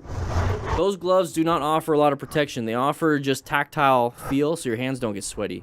They're like bicycle gloves.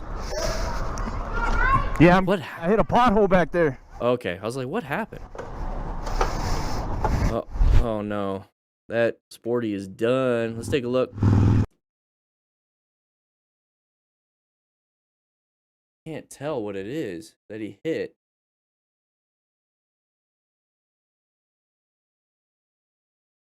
It looks like a crack in the road.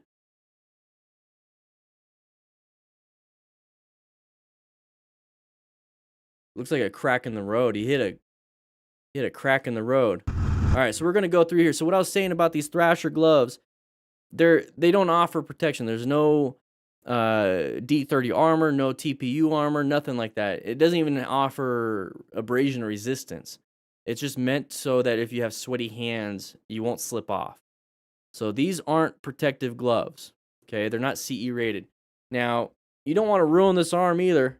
So make sure you get some full gear, everybody. Get the link in the description. Revzilla, beginner gear. DanDanTheFireman.com/beginner gear. But this is a sporty. I used to have my mirror like that. It works good. See how you can see everything? Yeah, it works good. So everyone that was complaining years ago about it, shut up. So we're gonna go through here. Look at those cracks. So we got a bunch of cracks. Go over it pretty nice. That's when we hit something. That's a no bueno situation. Nothing you could have done. That's a crappy road. Nothing you could have done. So now we're gonna crash. So here's the thing: when it comes to the gear, if there's nothing you could have done, if you're situationally aware, you just hit a crack at a weird ass spot, there's nothing you could do. Well, what is it gonna help you when it comes to crashing? Having gear. So we're not wearing full gear. We're wearing thrashing gloves, no jacket, nothing other than maybe a helmet. Thankfully, he was able to run.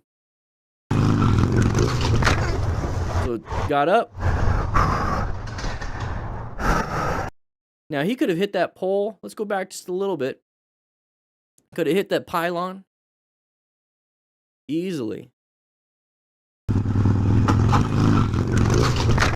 So we hit her head. We already hit her head, hit her shoulder. So we're going to be a little bit sore. No gear on the arms. No gear on the arms. And there we go. That's what I want to look at. Just khakis. So we're going to be bruised pretty good. Thankfully, no other cars were coming too, right? We're in the road now. Thankfully, no other cars were coming. Thankfully, this wasn't off a cliff. Thankfully, this was the best situation that could possibly happen if we were, riding around and crashed. Okay? So make sure you wear full gear. You're still getting a lot of rocks in your body. You're still going to get some dings and dangs on you. But you're not going to get a bunch of abrasions. You're still going to get a little bit. But, man, way better than it could have been. You don't know if that's going to happen to you. He obviously didn't know this was going to happen. So get yourself some gear. Lots of rocks. Some dings and dangs. That's sporty, man. I hit a pothole back there. That sucks. So engine highway crash bars, but that bar. Oh. All right, we're moving on. Doom YZF. All right, we got a. Look, Jesus Christ. Okay, let's take a quick look at that. That was the lowest speed path of travel violation. It reminds me of those situations where it's like the lowest speed police chase. It's like what? So we're gonna be riding through here. Whoa!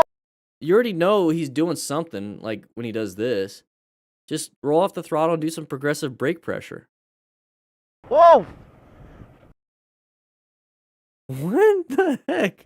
Look! Jesus Christ! All right, we're moving on. You know what?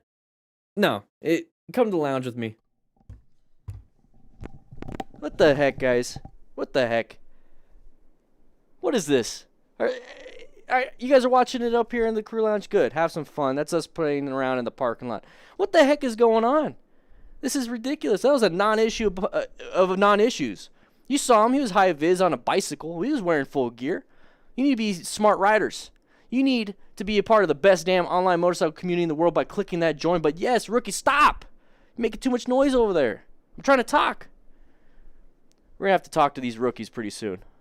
But if you want to join, click that join button. Click subscribe. Click like to sign in. Let's get back to class. Get back to class. Click that join button.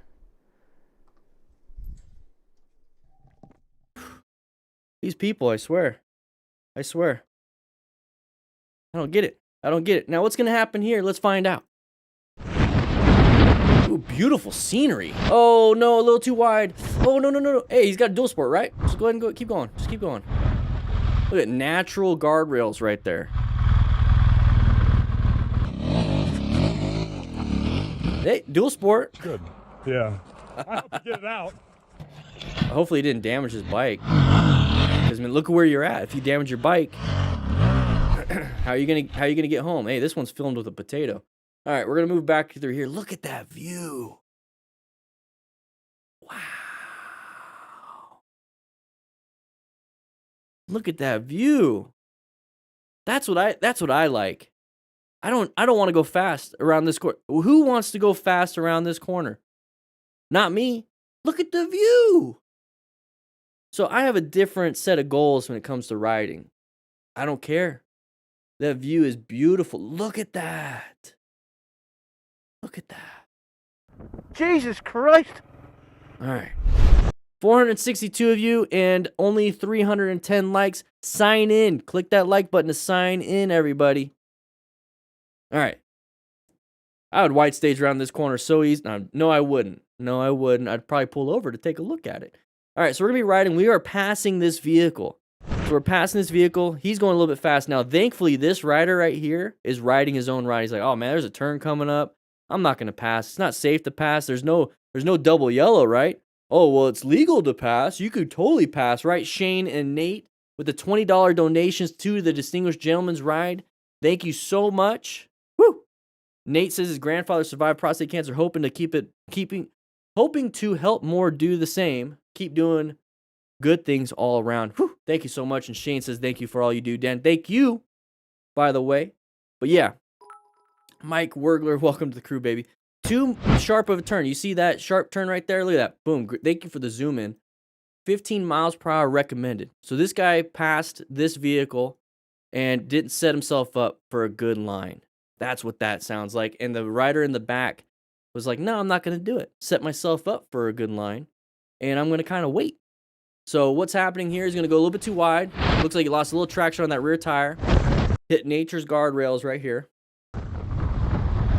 Look at that view, though. Like, why go fast? Enjoy it. Now, I would have parked my bike off here in the rock. You never know. You never know. Welcome all these new members. Shane, thank you for the donation to the Distinguished Gentleman's Ride. Whew. We are raising money for the Distinguished Gentleman's Ride all May and April. All right, filmed with a potato, going a little too fast, a little bit too wide. Keep it, please don't go. There it is. Ay, ay, ay. Thankfully, it was lower speed because he applied a lot of brake pressure prior to crashing. This is a crash, everybody. Jeff Walker, you're welcome for all the AARs. All right, so we're going to go over here. Look at that view, though. Look at that view. All right, moving on. We have to move on. All right, so we're going to go too fast. That's pretty much what's happening. You know, it's filmed with a potato. I don't know if this is a GoPro Hero, the first one. But the person up front, maybe we're trying to keep up. We had people behind us. They're doing their thing. But typically what happens is when you go too fast, it's hard to turn. I can't do it. And I go too wide. Now, if this was the edge of a cliff, you're going to be dead. Thankfully, it's the edge of the cliff that's the good side of the cliff, and that's going to be what's going to stop you. Now, you could also die from that too, but you're not falling hundreds of feet. So we're going to go through here. Thankfully, no other cars were coming, because then we'd have gotten hit. Doesn't look like, it looks like it's a one-way, you know, highway speed, so maybe no oncoming traffic, but you never know. You know, we're going through factors, after-action review process. We're going to go too wide. Now, typically what happens at this point is somebody slams that front brake because they're like, oh, man, I ran out of road. And then they dump the bike. So we're not going to do that. This is where it happens too. Thankfully, he knew he was going to crash. He knew he was going to go off-road. He kept the handlebar straight, progressively brake pressure as much as he possibly could to where it was such a slow down to the moment he fell over, it's going to be almost nothing. So he saved what he could save. The goal is to not get in this situation in the first place. But if you're going to get in this situation in the first place, keep those handlebars as straight as possible. If you know you're going to crash, keep them as straight as possible. Apply progressive brake pressure as much as you can for as long as you can to slow down enough. It's better than hitting the wall at hit the wall at 10 to 15 than it is to hit at 60. And then if you have slow motion capabilities like the Flash, then doing that is even better. All right. And he's got friends to help pick up his bike.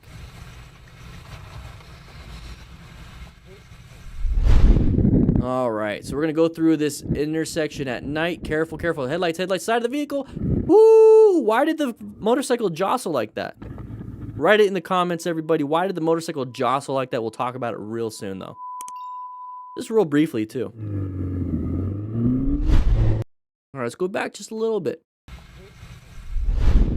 Tyquist 101. There it is. Welcome to the crew, baby. 15 new crew members today. Woo! If you want to join, click that join button, by the way. All right. Lock the rear brake. That's what you think? All right. Sounds good. It's pretty much it. Locking the brakes. Okay, we have side of the vehicle. So if you see, I'm going to do it real quick. This is a vehicle. This is the front end.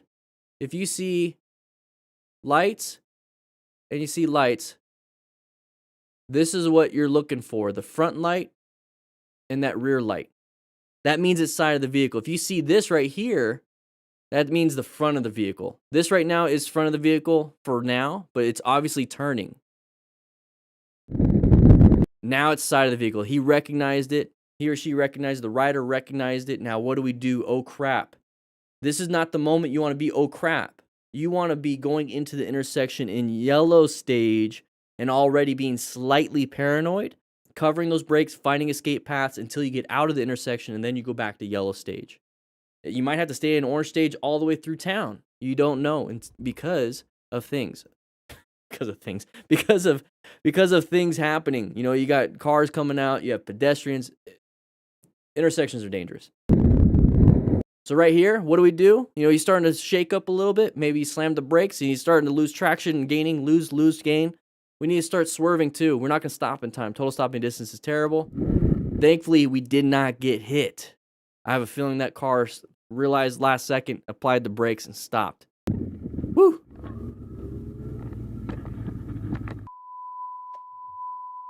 Woo-wee.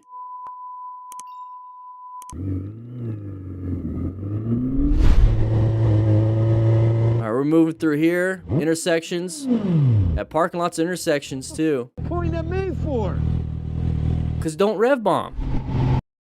All right, same person? Okay, so we're going to go through intersection. We're just going to go through this one real quick. This is a path of travel violation type thing. So we're going to go through intersection. So every little spot where a car can come out, that's a possibility. Look at all the sides of the vehicles you see right now. Intersections are very dangerous, especially for motorcyclists. They're little fender benders for everyone else. Not for us, right? And this is private property, so have fun getting a cop writing a ticket too. So we're going to go through here. You still want to call the cops, though. So there's that path of travel right there. Ooh, side of the vehicle. I should be in orange stage already, but let's see what this person's going to do. Oh, it looks like they're going for it. We rev bombed instead. Okay, so we perceived we're going to react with a rev bomb when we should be reacting with rolling off the throttle, not grabbing the clutch and rev bombing, but keeping that clutch open, rolling off the throttle, maybe even progressively brake, let that person in, non-issue. We're already going pretty slow. It's not going to ruin our day. What the point at? Okay, I think his problem that he's getting angry is the fact that he's got a ram mount, not a rock form mount. All right. Use the link in the description for an automatic 25% off. All right. Me for? All right, what are we doing here? Another path of travel possibility. Oh! Jesus Christ! A little bit of a panic, dude. I don't know. A little bit of a panic. All right, let's go back a little bit to this one. All right, so we're riding behind a vehicle once again using a ram mount. Come on now. So we're going to be riding through here, and our total stopping distance isn't the greatest. Now, you see how we got brake lights right here? I want us to plan a little bit better. So be off to the sides. Be off to the sides that we can see around. So you're going to see at the last second, he's going to be trying to slow down and stop. It's not going to have enough total stopping distance, so he's going to have to find an escape path to the left. I want you to already be in position on the left and position on the right, depending on the situation. I don't like staying in the middle right behind vehicles. Position yourself for safety. Plan your ride. Position yourself for safety means having the best line of sight, so as far as you can see, which is typically on the sides of vehicles. Escape paths to the left or the right. Okay, so this is good left or right. Same thing, all the other ones, still good left or right, but I like this spot. And then you need the best space cushion. So probably roll off your throttle a little bit here, but if you can't, always have that escape path. Always, always, always have that escape path. And being in a better position right off the bat is going to save a lot of wasted movements in the future. So here we go. We're not rev bombing now. We got to get ourselves out of the situation. We're starting to swerve left. He's reaching for that front brake, ready to grab the clutch. And now you see how we moved over here. So this is that line of sight I'm talking about. If you're positioned, there's that line. We're now in lane position like 0.5 or 1. But look at that line of sight. We're already in a position for safety too. Let's say he just completely zoned out. Right? Now he can see. Now he can escape. Now he can go straight. We can lane filter. We don't have to do too much. We're not wasting movements. We're not panic braking. We're not just slamming things. We're able to go and handle it with the least amount of movement. Position yourself first for safety. Don't wait till the last second because you're going to panic like this. Jesus Christ! I don't know. Mana ada air terjun warnanya kuning ya? Teman, Oh. teman,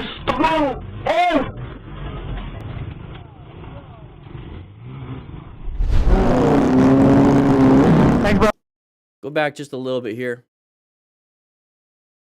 Go back just a little bit here. Jesus! What's up, Mike Ball? How you doing?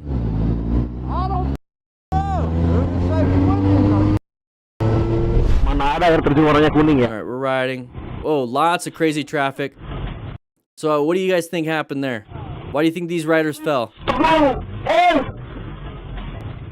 Looks like they panic broke. Looks like they stopped. Yeah. It's not good. It's not good. That's why you need to be paying attention at all times. You need to be paying attention, see what's ahead, planning your ride. These people did not plan their ride. Not at all. And it's no good because you're going to crash.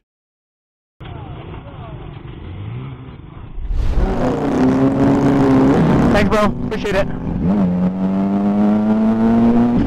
Oh, ooh, ooh, ooh. Okay?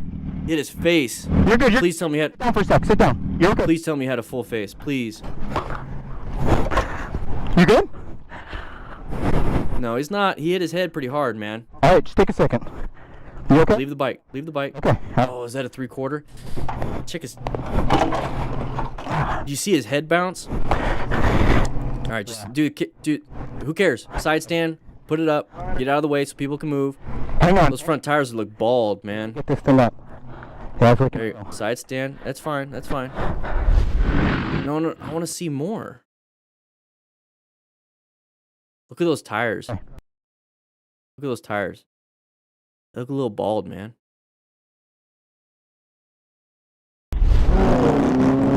All right, so watch the dude in the blue. Thanks, bro. Appreciate it. Oh,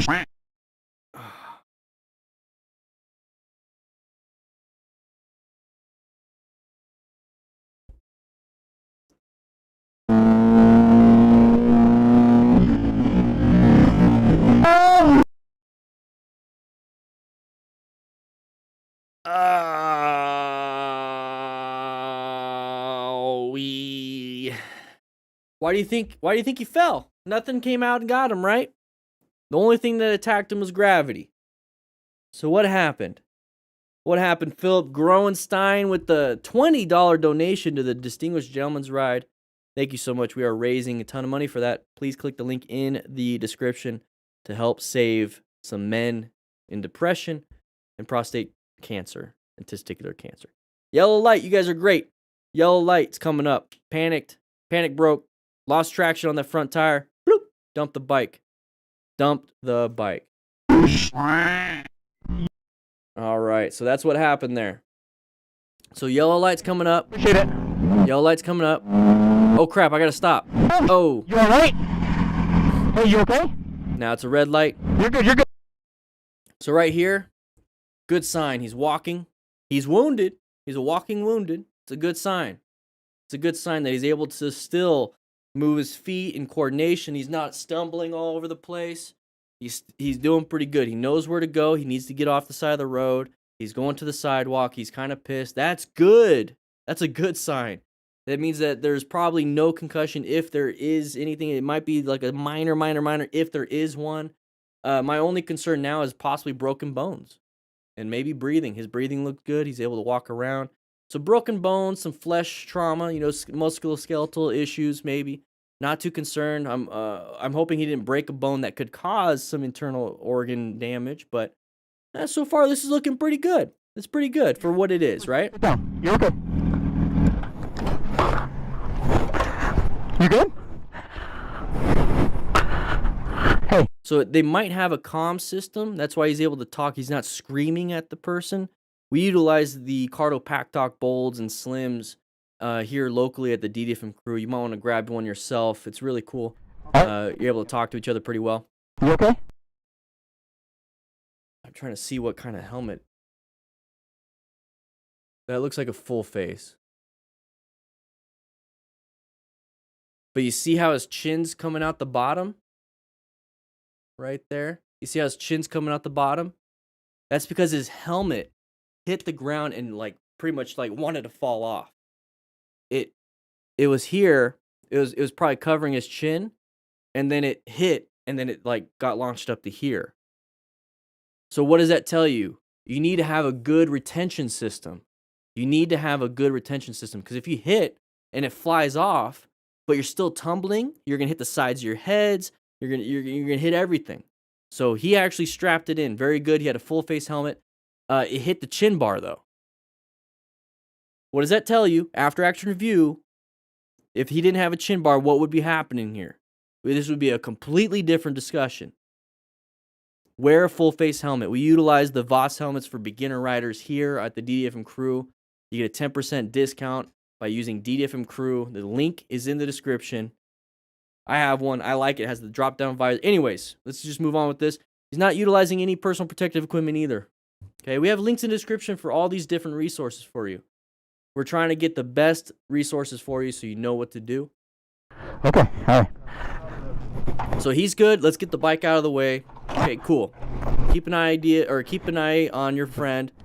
Hey, your shit's broken, dude. But let's move it out of the way so other people can move. Hang on. Yep. We gotta get this thing up. Very good, man. In oil. Plutoni Moto, you did a good job helping your buddy. You did. It was a good job helping your buddy. Make sure you rescue another rider with smart rider principles. Good job. Oh, we're going to go a little off-road, having a little bit of fun. Oh, come on, MotoJitsu. Don't hit anybody. Come on now. All right, we're moving through here. Danny Spearman. Oh, break. Oh, really?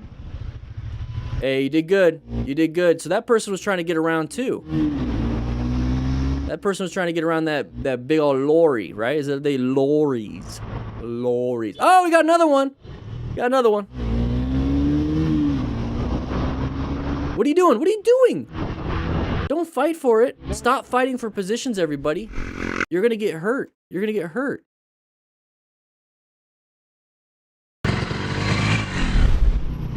All right, so we're going to be going over here. Everyone's trying to get around the lorry. Okay, so you see this person doing something too. Now, it's obvious they're not supposed to do it. Look, you got on the top left, it looks like it's a one-way. This person's going around. It's a lorry. It's a Lowry. Mike Lowry. All right, whatever. Anyways, we're moving over. It's a bus. It's easy. It's 3 letters. Come on, why don't you... Bus. It's 3 letters. It's easier. All right. Holby. Anyways, that guy wants to get around. You're getting around. So now we're going to go ahead and get around too. Now, this is very dangerous. We could hit a pedestrian right above us. All right. So now we're going to go through here. So we just passed through one situation. Doesn't mean the rest of your day is good. Hey, I only got one situation where I got to deal with. Just one. Right? You know, only one bad thing will happen to me a day. I did it first thing in the morning. It's never going to happen again. No, that's not how it works. All right, so we're moving through here. Oh, line of sight problem. Here's the good thing. Good position for safety. If we were right here, wouldn't be able to see it in time. But let's go back just a little bit. Just take a look. Can't see around this. Now, is that a lorry? Because it's a delivery truck. A lorry. How do you say it? I don't know. It's a bus. It's a van. It's another 3-letter word. We make things easy here in the United States. Van, bus, 3 letters. All right. You guys make it so hard. All right, so we're moving through here. That's what she said. Side of the vehicle right here. Be very, very, very careful.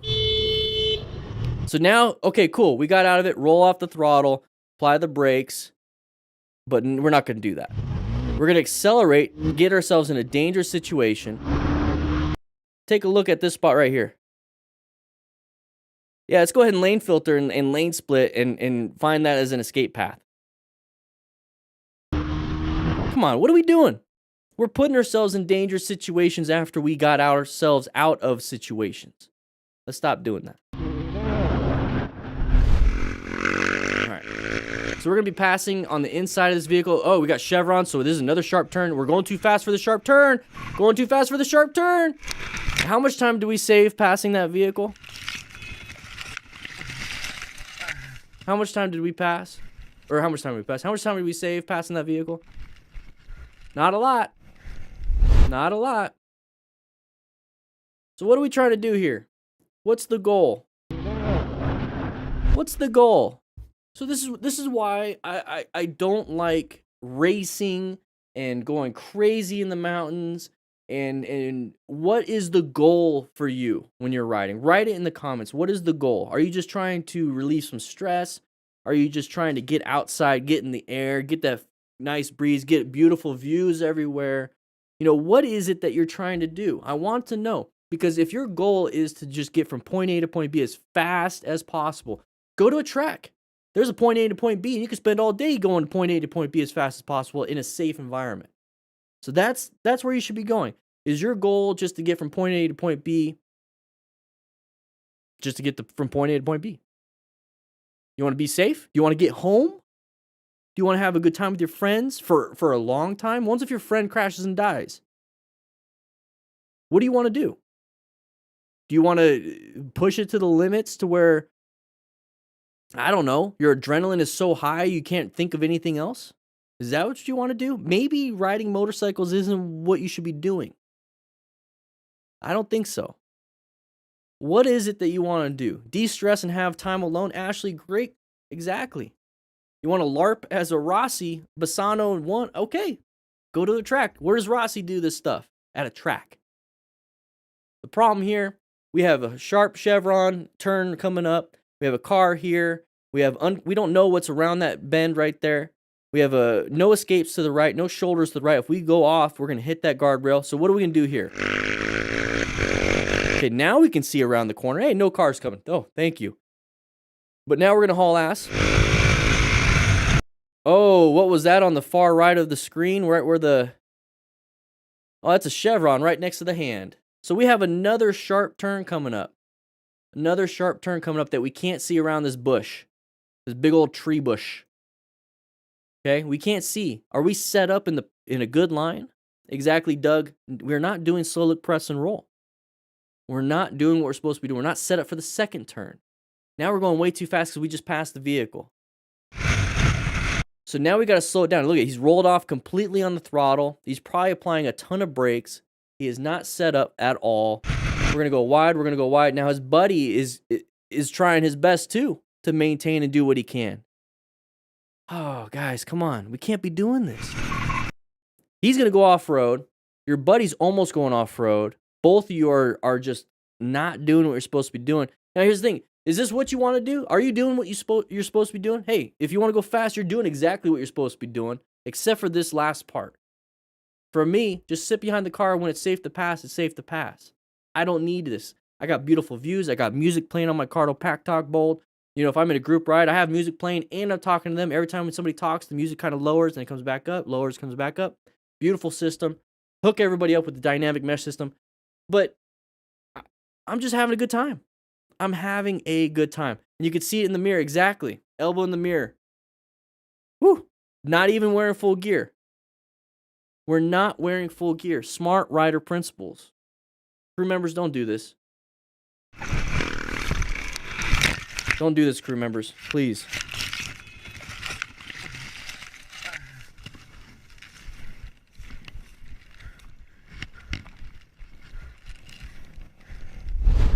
All right, we're moving through here. Intersections are dangerous. Line of sight problem to the right. And left turners. Handled it really well. That's the best you could do. No, he did good. He did good. So you have a line of sight problem because that white vehicle is blocking. You have a line of sight problem to the right because the buildings are blocking. So we're doing good. We're doing good. Okay, he's slowing down. You hear him slow down. The engine RPMs. You hear that? Okay, he's slowing down. So it means he's going in orange stage. Hey, this is a smart rider so far. It's green. He's not just going for it. He's not accelerating through it. He understands that this is a dangerous situation.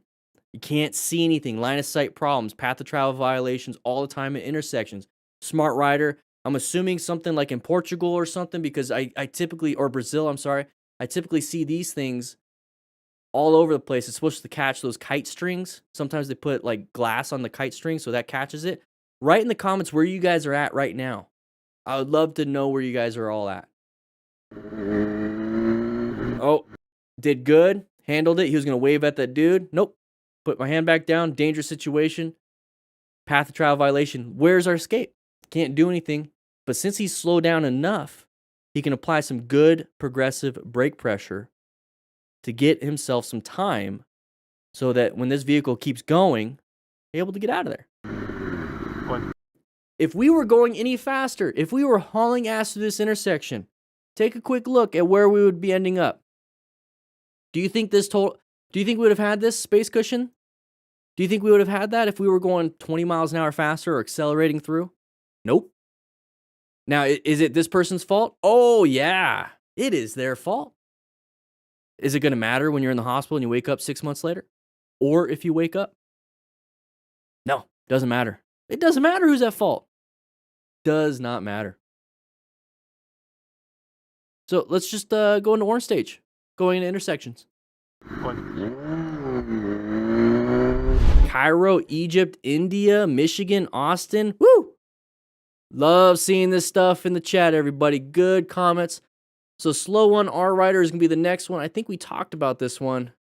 Let's watch. Do a wheelie. Do a wheelie. All right, land it. Now try to make this turn. Yeah.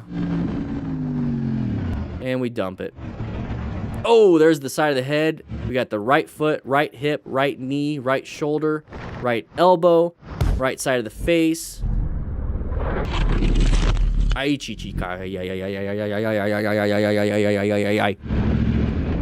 right, up and walking, good. That means his legs work. Means his spine is intact. Are you pissed? Can you talk to me? Yeah. All right, cool. Brain seems to be good. Hey, look how close we were. Look how close we were. Thankfully, that berm was there. So it wasn't slowing down. Yeah. Alright, So your gears were all screwed up, so you weren't able to slow down. It wasn't the fact that you were doing a power wheelie at speed right before a turn. Yeah. Okay. Yeah, I've done this one before. Thankfully, he's got friends that are going to help him out. That's good. Always have a good crew with you when you're out there. We're just going to go over this real quick, just real briefly. Oncoming cars could have been a factor. Okay, so do you think it's going to be the gearing? You know, it went into neutral, I couldn't slow down type thing, or was it this? There's a wheelie.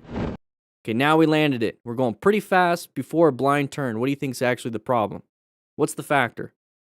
What's the obvious factor here? All right, so we're leaning that bike pretty hard. Yeah, we're leaning that bike pretty hard. We didn't do slow look, press, and roll. We're going to go on the outside. Uh-oh, messed up. We're going to straighten it up, try to slow down as much as we can. We know we're going down. Thankfully, no cars are coming. Can you see very well? Our line of sight is terrible. All right, we're trying to slow down, and we lost complete traction and impacted. So, when it comes to smart rider principles, you need to seek out and recognize hazardous situations, maintain fundamental skills, acquire and utilize personal protective equipment, rescue other riders with basic trauma training, and teach and mentor others. So seeking out and recognizing hazardous situations. Hey, this is a corner coming up. I should not be doing this wheelie. All right, so maintain your fundamental skills. Slow look, press, and roll right here. Let's slow look, press, and roll. Progressively brake pressure. Boom, right there. Hey, we're going to not do very well. Okay, it all failed. It all failed. Whoopsie doopsie oopsie. Now we're going to fall down and crash. Say, thankfully, I have full gear, right? Well, this guy doesn't have full gear. He just has a helmet, some gloves, maybe moto boots.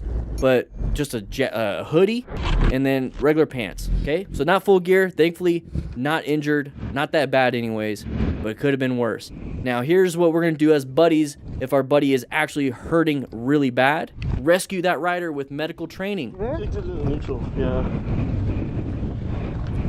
Get yourself a trauma kit. These will be up on the store pretty soon. Might be when this video goes up. It went into neutral, so it wasn't slowing down. Yeah. Alright, let's... And you get a little rescue card. See, it's still neutral. Yeah. I'm gonna close it up. You good? Yeah, I'm good. Class, I'm doing that part, the whole thing, because when you see it on the rebroadcast, when it goes up later, I'm hoping that I have the website up. So I just did an ad for these right there. All right. So don't get too upset. You know, it's not on the website right now, but it will be. Okay, it will be. All right. Oh no, let's go back a little bit. Not yet, Stacks. Pretty soon. We're waiting on the patch. I want the full kit out. We're getting the patch set up on it. So it's not going to be this patch. It's going to be the Smart Rider patch. You guys want to see what the patch looks like? Now, the Smart Rider patch will be available by itself, but probably very limited. I'll show you guys what the patch looks like. It's pretty basic because it's going to be woven, but it looks pretty cool.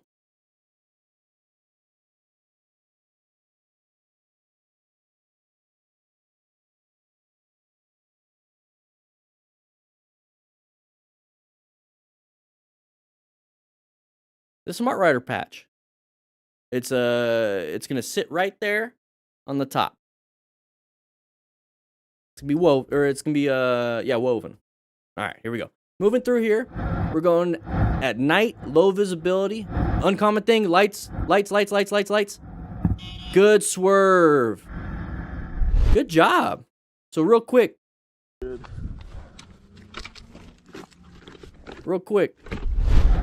So we're going through here. What we are always looking for uncommon things in common situations. So we're gonna be going through here.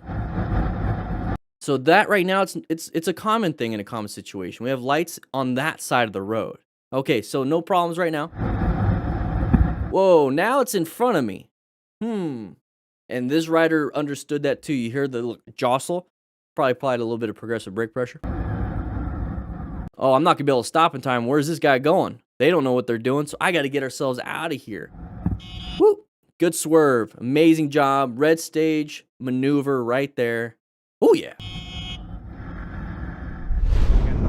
All right, so Raul, thank you for the $20 donation for the Distinguished Gentleman's Ride. Keep saving lives. We are at 3,864. Can we hit 4,000 today?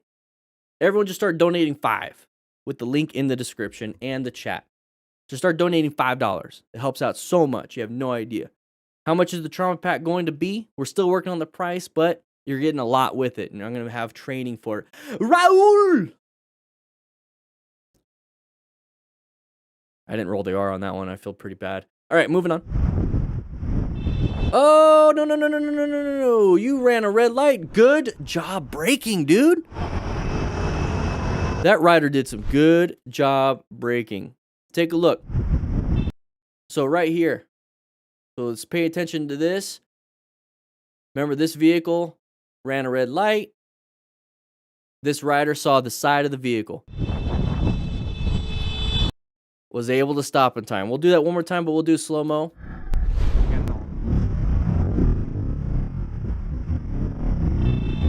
Brake.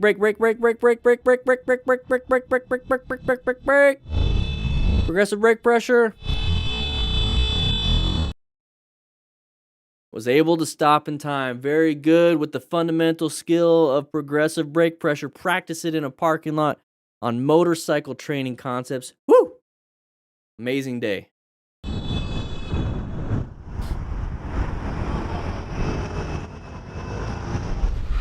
All right, we're moving through here, riding around.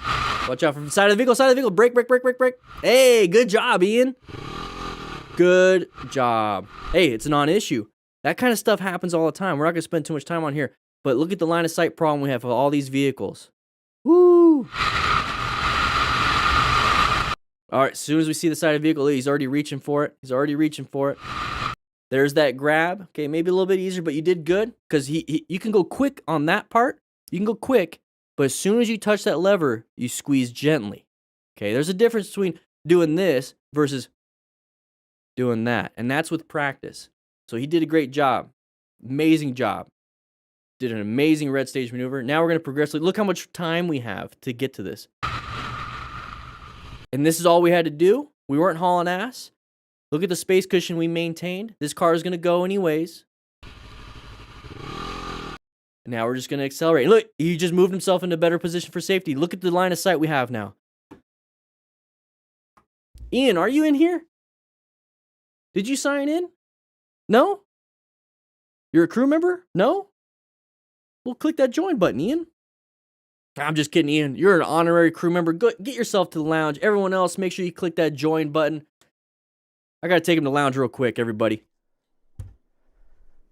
Ian. Hey, Ian, man. Hey, you did a great job. Grab yourself a drink. Yeah. Come on. It's all right. Great. No? You don't want to be on camera? All right, Ian. That's perfectly fine. Everyone else, if you want to be a best damn online motorcycle community, be a part of this. What's going on over here? If you want to be a part of this, click that join button. Ian, you sure? I can have one of the rookies grab something for you. No? All right. Let's just get back to class.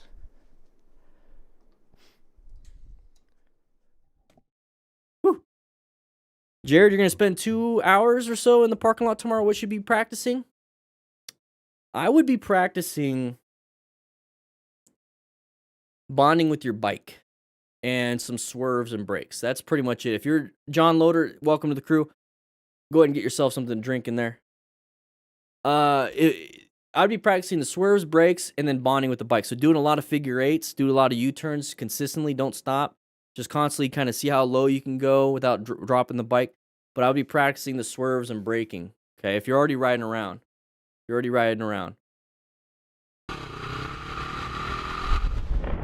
right, I don't know what that says. Oh, way too close to each other. What are you guys doing? Oh, no. You guys are being weirdos. Somebody that wasn't even a part of the situation got hurt because you guys are being dum-dums. Come on now. No, ain't doing that. Don't like it. All right, moving on with this one. It's filmed with another potato. Going a little too close. Pay attention. Oh, we didn't hit anybody and we fell. What happened? Hey, this looks like a cruiser. What happened? What happened? Yeah, that's a cruiser. Oh, it's a big boy. Panic brake. Yeah, panic brake. Yep. Got a little brown. A little poo-poo in the pantalones. Got a little bit of brown. I want to see what kind of helmet that was. Yeah. That looks like a kind of cool helmet. I don't know. The mirrored lenses always look so cool, don't they? By the way, Voss has the 988. I just got that. I have the white with the mirrored lens. I got a bunch of stuff, and it was like $220. ECE rated. Grab yourself one. We're moving through here. We're going not fast, but we're kind of catching up to the buddy in front of us, and that buddy in front of us is having to stop because that red vehicle is stopping. So this is why you need to position yourself for safety. So we start to fall down and crash before we even touch anybody because we slammed those brakes. So this is why we need to do some good progressive brake pressure. Good progressive brake pressure. It's a Scorpion. They look pretty cool. As much as I like Voss and Shoei, hey, get what you can afford and what you think looks the best. And is at least ECE rated. That's all I care about. And full face. That's all I care about. You thought I was going to say something else. No, so dump the bike. Position yourself for safety, locate hazards, adapt to those hazards, navigate those threats. This became a threat last second. You need to do good progressive brake pressure or swerving. That's it. Raul with the donation. Whoa, we got more, everybody. We got more donations. Class. Sean Rush, thanks for everything you do for the community. And Andres Soles. Thanks, Dan, for teaching us methods and techniques to prevent getting poo-poo in the pantalones. I love saying that.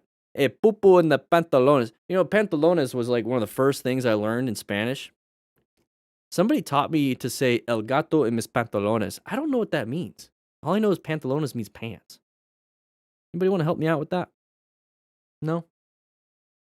Okay. Whew. We have, how much do we have raised? How much do we have raised? Let's see. There it is. 3,900. Can we hit 4? Can we hit 4,000? Dog in the socks. All right, but that's what it means? Dog in the socks. Interesting. Got a cat in the pants? You guys really thought I didn't know what that meant? I've been saying it since I was 5. I don't know why I have this on. Just kidding, I do. Let's go to the lounge real quick. We got a whole bunch of new members. We have 16 new members here in the lounge. We're having an issue though. A lot of you are rookies.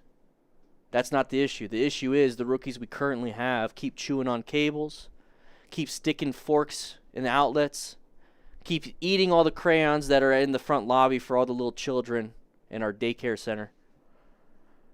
We're having issues. I told you I'd be talking to you, rookies. We're going to go into the office real soon. I need all rookies to show up. Crew members and above, you guys can stay in here, hang out. I need all chiefs to come with me to the office. If you are not a member yet, you don't have to go home, but you can't stay here. All right? I have to have a discussion. I have to. So rookies are the $2 tier. So it takes $2 a month to become a rookie. You get that mustache to start. And you also get all the emojis. There's 23 emojis. We're going to be outfitting new emojis pretty soon. But if you want to join, click that join button. But I need all the rookies. Hey, what did I say? I need all the rookies to come with me to my office. We have to have a discussion. I'm starting to see some fires. You guys are lighting some crap on fire in the corners. I don't know. It's upsetting. This is a firehouse. You're starting fires.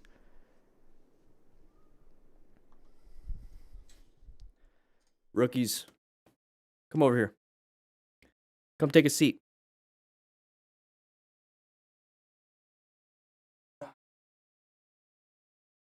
Come take a seat, rookies. Scarlett, I need you to stand off to the side with that hammer. I need you to stand off to the side with that hammer.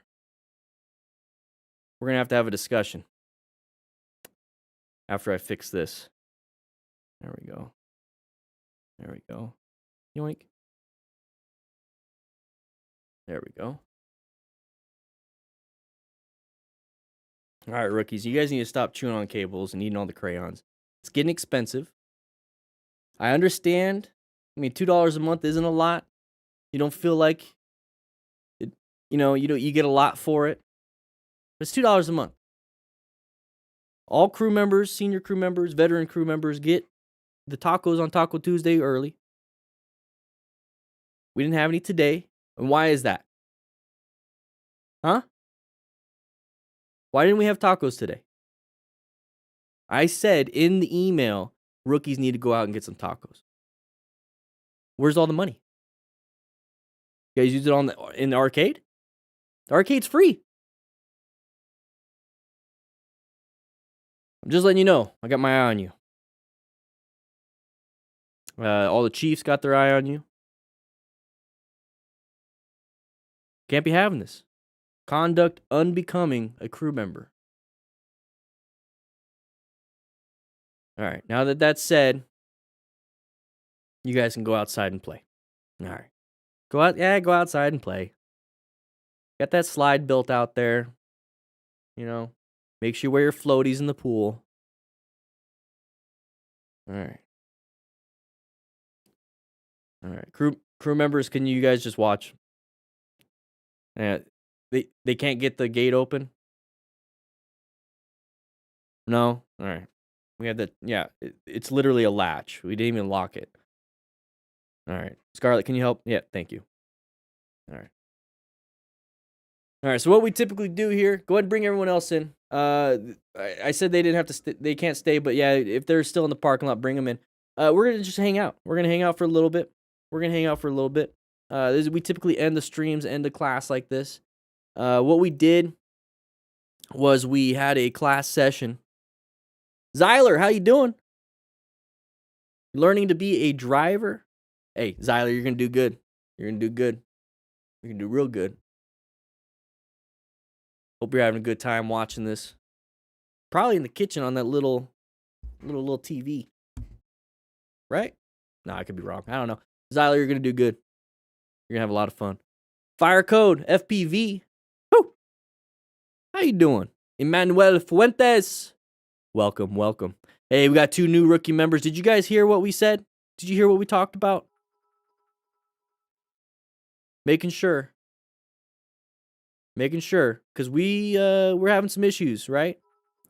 All right, fire code, good. You guys, you can go to the pool. Can you swim? You don't need the floaties. We got a whole big thing of floaties we got sent in. But if you don't need them, you're good. How do you send a video in? We have a submission form. It'd be very, very helpful if you upload. Actually, yeah, you have to upload it to YouTube. If you want to send in your video, you need to have it uploaded to YouTube first. That way I can download it. Jennifer Bridgman. It's going to pop up here, right? Pretty soon. Come on. Don't make me look stupid with my hand out. There it is. Jennifer became a crew member, not a rookie member. Jennifer, you're on babysitting duty with all these rookies. We got like 500 rookies, by the way. All right? We got like 500 rookies. Good luck. Whew. When you're braking hard on a short wheelbase bike, should you pull in the clutch or not? I personally believe not to avoid locking the rear tires since no ABS, but I am not really experienced. So if you're doing an emergency braking, you're not downshifting, Crispy. So if you're trying to brake really hard and do that progressive brake pressure, go ahead and pull in that clutch, because when you stop, you're going to be like in 4th gear or whatever. You don't want to stall. So once you stopped, downshift, downshift, downshift, downshift to first, and then you can get back into the mode. All right. Yeah, Timbo, you guys, you have to submit it through the submission form. I have a spam filter on the email, because if you notice that email in the about sections for business inquiries, so like I have a spam filter for submissions on there, so I don't see anything. You have to submit it through the official form. We are going to have the site and everything situated to where you can do that, but right now it's a Google form. And it's pretty intuitive. We're going to make it easier and easier and easier. You guys want to see? No, I don't want to play a video for you guys because like we're live, right? Why do that? But we have 2 user submitted videos coming up soon. Coming up real soon. In fact, I will make it a premiere for tomorrow right now.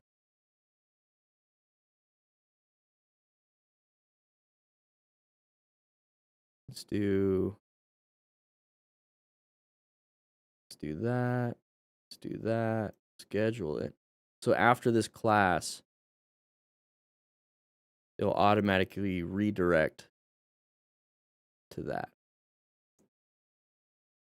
And what I'll do, here's what I'll do. I'll get you guys a link to it. I'll get you to a link to the other one. How about that? Because it's a premiere now. So early video release for you all. Do I prefer the Indian Scout or Indian Chief? 2 kind of different bikes. They're kind of the same. I don't want to equate it. Indian Scout's like a Sportster. Indian Chief's like a Dyna. You want a lot of power? So if it was just me, I would pick the Indian Scout. But if I want to ride with Nikki, I would pick the Chief and get Sissy Bar and 2-up seat. That's what I'd be doing. Let's get some music playing.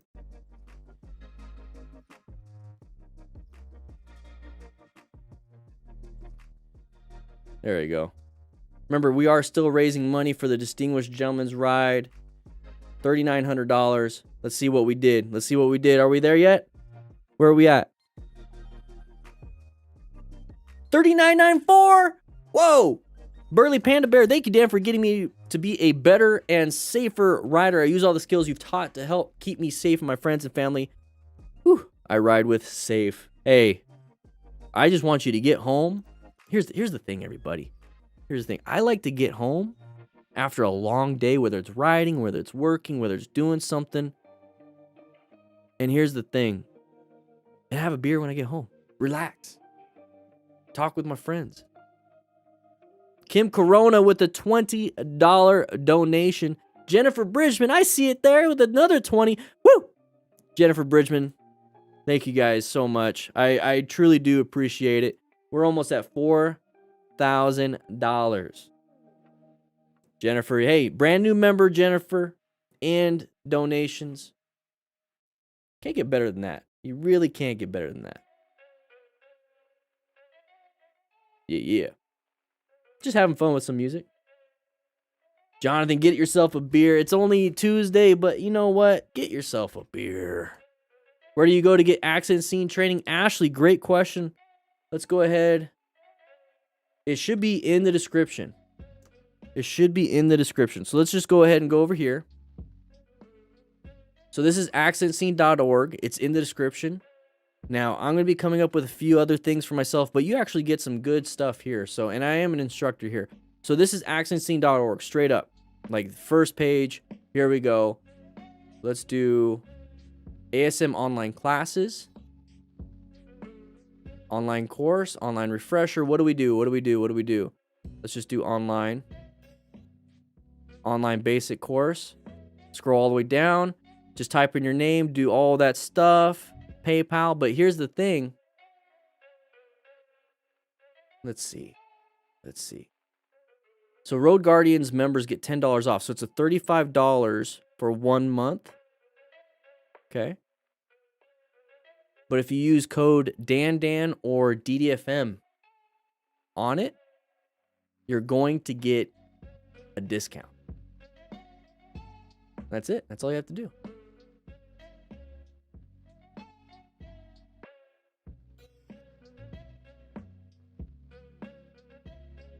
I'm just going to see what's up on here.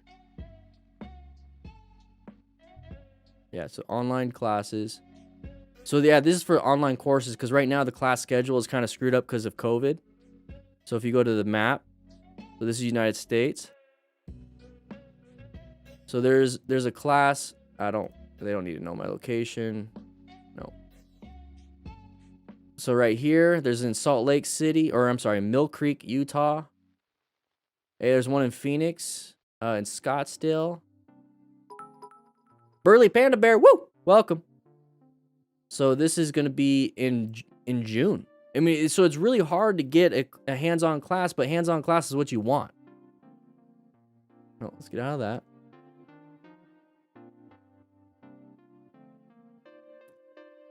So that's a problem. Get out of that. Come on. There's a whole bunch on the East Coast and stuff. But so if you can't find a class, get yourself an online class. Hey, crew member, you're not a rookie. Yeah. There it is. So that's what I'd be doing. Am I a paramedic, EMT? I am an EMT. Teowalala. Welcome. Woo! 21 new members today? Absolutely insane. Remember, we're trying to raise some money for the Distinguished Gentleman's Ride. Where are we at? Are we still at the same? I think we're still at the same. Yep, 3994. If we can get somebody to just donate $6, make it an even 4, we're good for the day. Whew. Difference between a paramedic and EMT, just a bigger scope of practice. Typically, paramedics can administer medications and start IVs. EMTs is basic life support. Paramedics are going to be advanced cardiac life support. typically. But it's good for an EMT to know the job of a paramedic and vice versa. What made me want to start my channel, Dyna Rider? I just like riding. I love riding, making videos. I like putting music to videos, and then I went into the safety aspect just because it's firefighter, public safety, you know? You're going to check your local fire department to see if they have any classes since you're on the West Coast. That's a good idea. That's a good idea. That's a great idea. How to power slide on your bike through corners, real twicks? Nah, that's not something I teach. Dan Sensei. I just got legal and just bought my first bike, a Ducati Monster 696. Ooh! Because of your videos, I learned how to ride a motorcycle. Now I am skilled enough for parking lot. Yeah. And remember, parking lot stuff is just to get you bonded with the bike. It's not, you're going to learn the fundamentals, but you have to put it in practice when you're out riding. Okay? So practice your situational awareness a lot. That's why we do these live classes. We're going to do a lot more parking lot stuff and a lot more on-bike stuff, like Ride Along with DanDanTheFireman, where I'm riding the motorcycle and then speaking as quick as I possibly can about sides of the vehicles, hazards, why I'm in this position, that position. Ride along with DanDanTheFireman. Just like riding along with a fire department, right? You go on a ride along? Hey, go on a ride along with me. And that right there is going to be on Motorcycle Training Concepts, not DanDanTheFireman. How do I feel about modular helmets that are ECE certified? I feel good, real. In fact, I'm probably going to get one because when I'm out practicing with other riders and I'm doing some stuff with them and I'm having to talk to them, and if they don't have a Bluetooth headset with Cardo, because that's what we use here, what I would like to do is lift that thing up, and that way I can vocalize what I need to vocalize with them. That way I don't have to scream through a helmet, because it gets hot out here. Your vocal cords get screwed up. You get dry mouth. It's just, whew. Remember, we are raising money. Just click that link in the chitty chat. You have to focus on road strategy as well. Yeah, exactly. I just started riding, and people will be pulling out in front of me. Yeah, when you've been driving for a while, right? They're gonna do it anyways when you're driving, but more so on a motorcycle because of inattentional blindness, to where they're not focused. So inattentional blindness literally means they're not focused on looking for a motorcycle. And the best way I can put it is, let's say you're looking to buy a new truck. Like you want to buy the Ford F-150, whatever, if that's what you want. You're looking at Ford F-150s on the internet. You went to the dealership, and now all of a sudden you see them all over the place on the road. That right there is because you're attentionally looking for those things. Inattentional means you're not looking for things and you won't see it. Your brain shuts it off.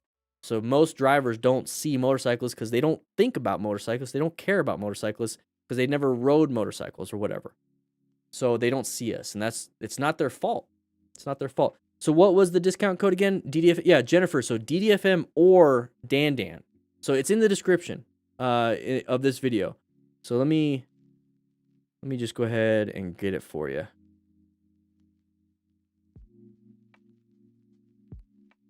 There you go. And I don't get anything back from that. That's not an affiliate code. I went and became an accident scene management instructor just so I can get the training, just so I can get the certification, just so I can learn more and be better here. It didn't work for me when trying to register for... Yeah, it's just for online. It was just for online. Yeah, it's just for the e-course.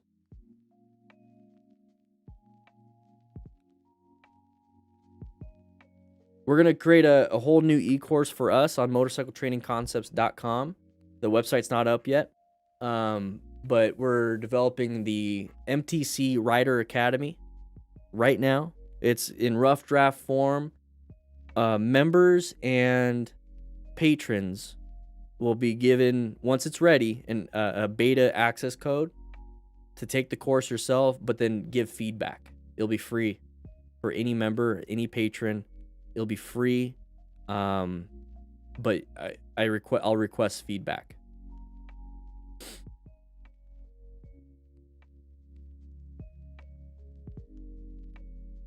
Upgrade from 250 to 1200. You're gonna have a good time, Maziar. Yeah, you're not gonna need a whole bunch more than a 600 for street, depending on the motor. I mean, the Rebel 500 that we had for a long time. That's all I ever would need in the street. That's it. I like, would I want more? Yeah, of course. But like, then we start talking about wants and needs. Oh, here we go. Charles Fairchild, have we not gotten to 4,000 yet? I think we did with you, buddy. 4,000, baby. Thank you, Charles. If you could own any bike in the world, what would it be and why? BJ, I would own the 2022 Indian FTR 1200S. I have the 2019, but the 2022s are even better. I love my bike. The bike I currently have, that's the bike I want. And that's a beautiful feeling, isn't it?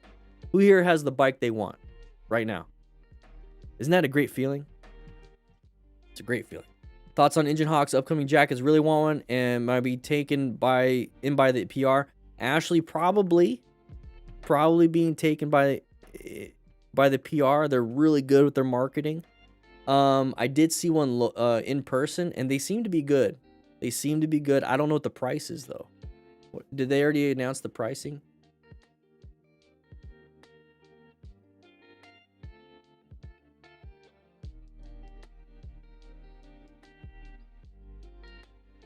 No, they didn't. They did not announce the pricing.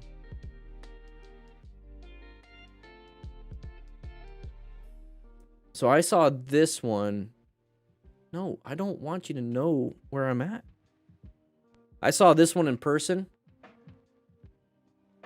It was pretty good looking. It was real interesting. So that is the back armor. It's really narrow. It really just only covers the spine, which is really all you need. I mean, well, not really. I would like it to spread out more. I'm second guessing myself. That's not what you need. You need a little bit more because you got ribs. You got some ribs. But they looked pretty good. They looked pretty good. I have what I want. I mean, for an armored hoodie, I'd probably get like a speed and strength. You know? I don't know. If you start feeling like you need to get it because you're seeing it all over the place, then it might be the marketing.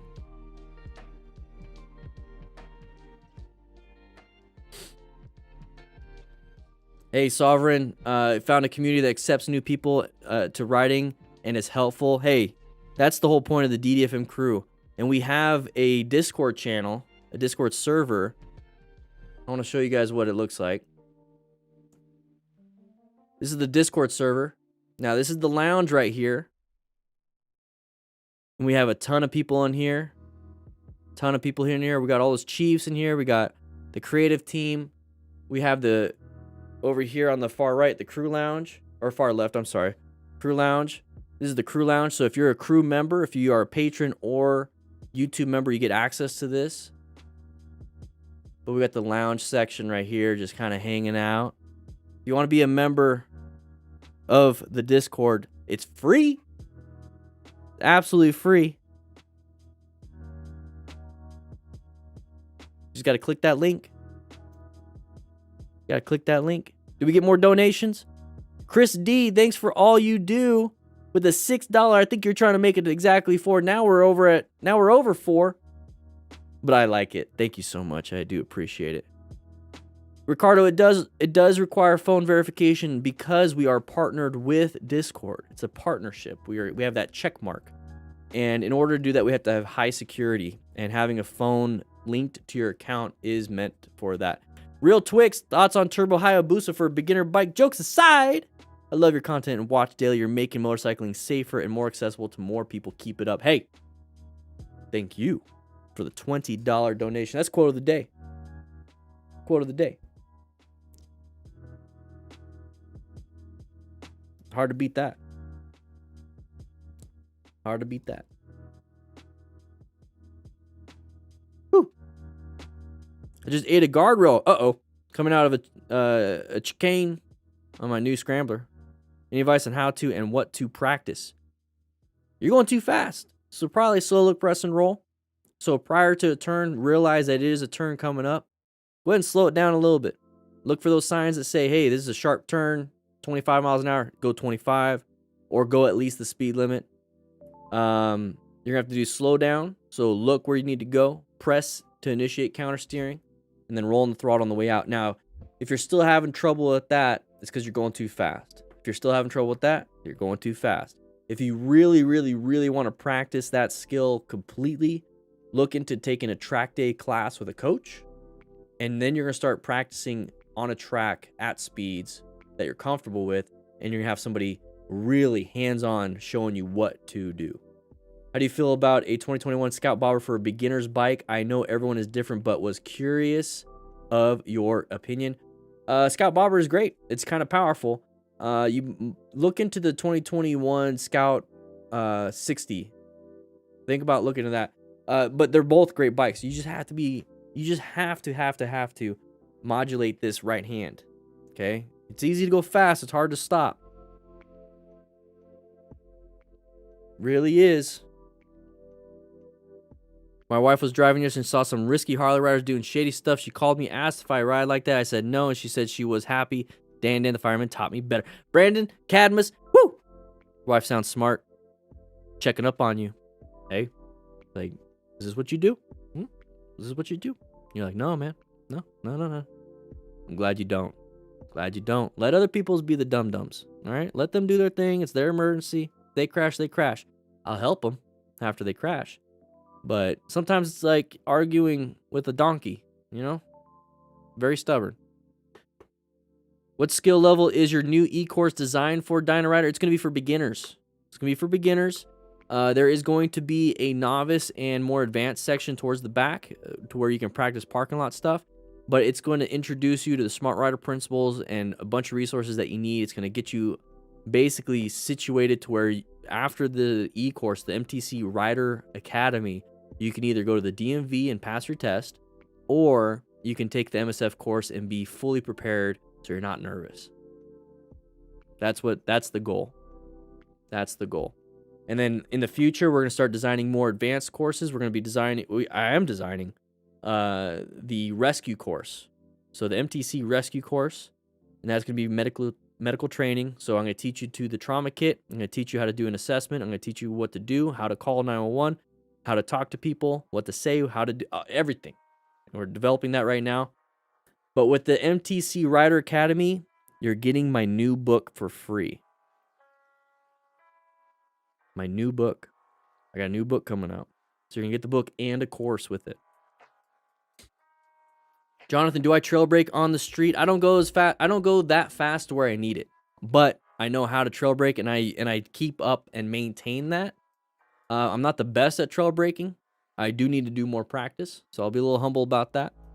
The only time you would ever, in my opinion, you would need trail braking on the street is if you're trying to take corners on the mountain curves quicker than you probably should, or doing those left-handed turns in an intersection when it hits yellow and you just gun it. You're going to need to do some trail braking. Overall, I think situational awareness can save you from ever having to need it.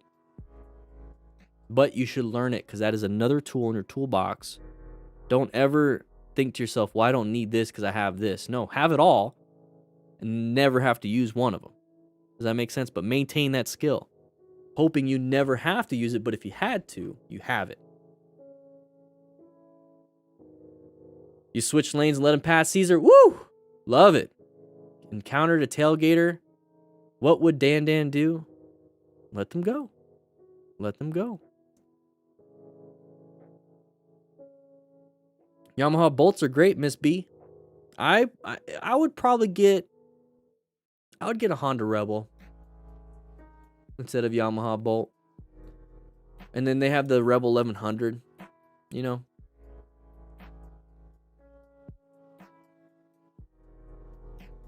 Does that come with the Trail for Members, your book? The Trail. What you mean? Planning on buying KTM Duke 125 as my first bike is a good idea because I don't want a leader bike as my first bike because it's stupid and unnecessary in my opinion. Depends on what you want to do. A 125 is going to be okay in town. That's pretty much it. So if you plan on going out of town, you might need to look at a higher CC bike. But in town, like if you're just going on campus or you're just riding around in town, like max 55, you're good. Because that's all you would need. Maybe look into the 390. And 390, you'd be like, more than you need, but it's gonna have everything you want. Worldwide. Can pay gaming. It'll be worldwide, and the goal would be in the future to get different languages for it, but maybe I can get, depending on like the requests, I can get the video portion of it translated to different languages. But it will be available worldwide. Yeah, it's an e-course. It's online. Would I ever do some off-road trainings, Burly Panda Bear? You know, I don't think Real Twix became a crew member, by the way, real quick. Just want to say what's up. Burly Panda Bear, so off-road trainings. I don't think I'm ever going to... Real quick, look. Do you think I could do off-road trainings? I mean, I'm getting stuck in the little mountains. Real Twix, right? I get stuck. I mean, yes, it's a freaking heavy-ass bike. It's a Sportster with a stock suspension, basically. Yeah. Oops. Oh, my gosh. There we go. I'm also running the bushes. No, I think if I ever did anything off-road, I would just kind of keep it to myself. It'd be like an offline thing. I don't think I'm going to get to the point where I feel comfortable teaching somebody how to do off-road stuff because I barely would even do it myself. Do I think it's important? And because it's obviously something people are doing? Yes. You can still do your smart rider principles, so situational awareness, fundamental skill, all that stuff. But to teach the actual situational awareness and fundamental skills for off-road riding, I don't have the skill set for that, and I don't have a ton of interest for that skill set. But I do have the medical training, so I think I could at least assist in that. But does that not mean I should get you that resource? No.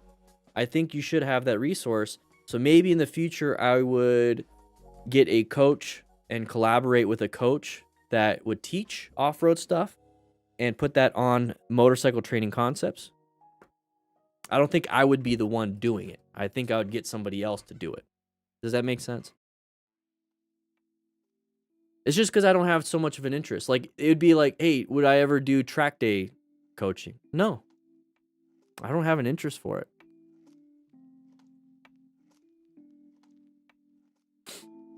I have had first aid training CPR for over 4 years. Do you think I should renew your EMT cert? It's up to you, Sovereign. I keep renewing my EMT cert just because I want to keep my my cert available. I've had my EMT cert since 2006. So, or 2005, I'm sorry. 2005.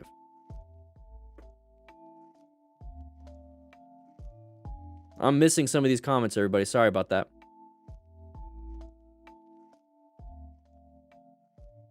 What's up, Travis Davis? How you doing? Wendy Morris. Woo! Welcome to the crew. Welcome back. I see your beard's back. I see the beard's back. Looking good. Stream Elements. Screwing up. She's not a sponsor. She's a crew member. All right?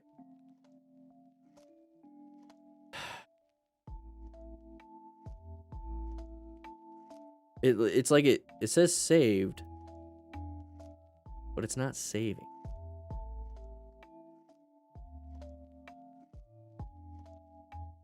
Anyone have thoughts about how to avoid bicyclists on the road that swerve randomly in your lane? I guess they're trying to protect their lane and prevent me from passing them, but it seems dangerous. It is dangerous, Jennifer.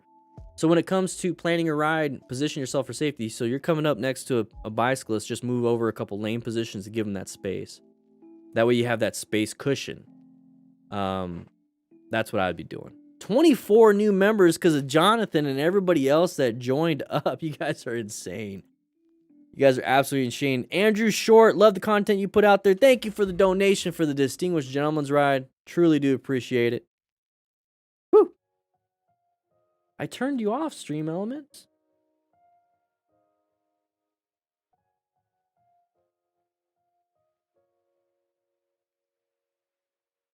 Let's try this.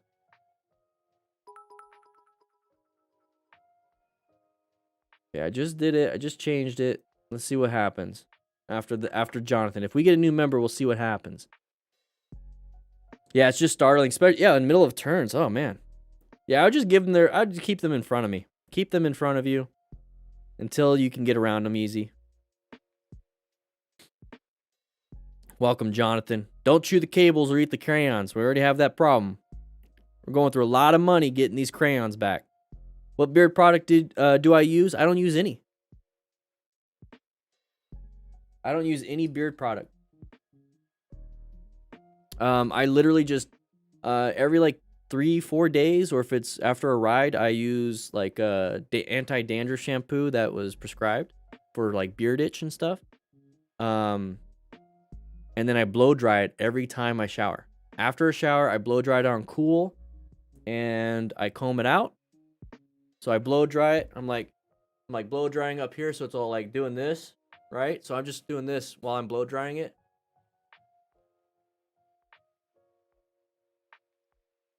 And that's it. Literally, that's it. I stopped using oils. I was using oils a lot, and it's like just messing up my skin. And it's just like, you know what? Screw it.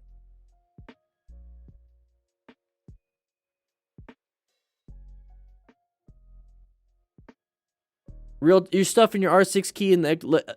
Hey, get this guy out. Get him out of the lounge. Put him in timeout. Twix he's shoving his R6 key. Yeah, get him out of there. Oh my gosh. Get out of here. You guys are crazy. You're gonna hurt yourself. Aero class is kind of going. We're just having some good time. Number one lesson from Dan. There is no upside to road rage. Exactly right, John. Exactly right. I know, Bill, right? These freaking rookies, man. These rookies. If you have a green on your name, you are a crew member. And if you're on Discord, connect your Discord and your YouTube. You get access to the crew lounge. Okay, the crew lounge is the special place where we all hang out.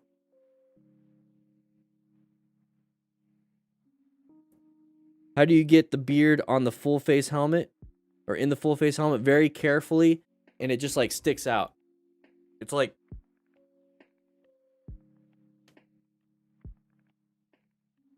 it's just like sticking out.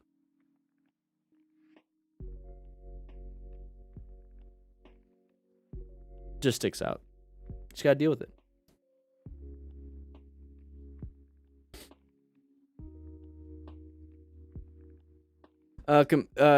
As far as speed is concerned, with you've ridden the 900 Riker and for a 600cc bike, speed itself in a straight line, yes. Balance points, turning, you're gonna have differences, lots of differences. So, honestly, I would take a class.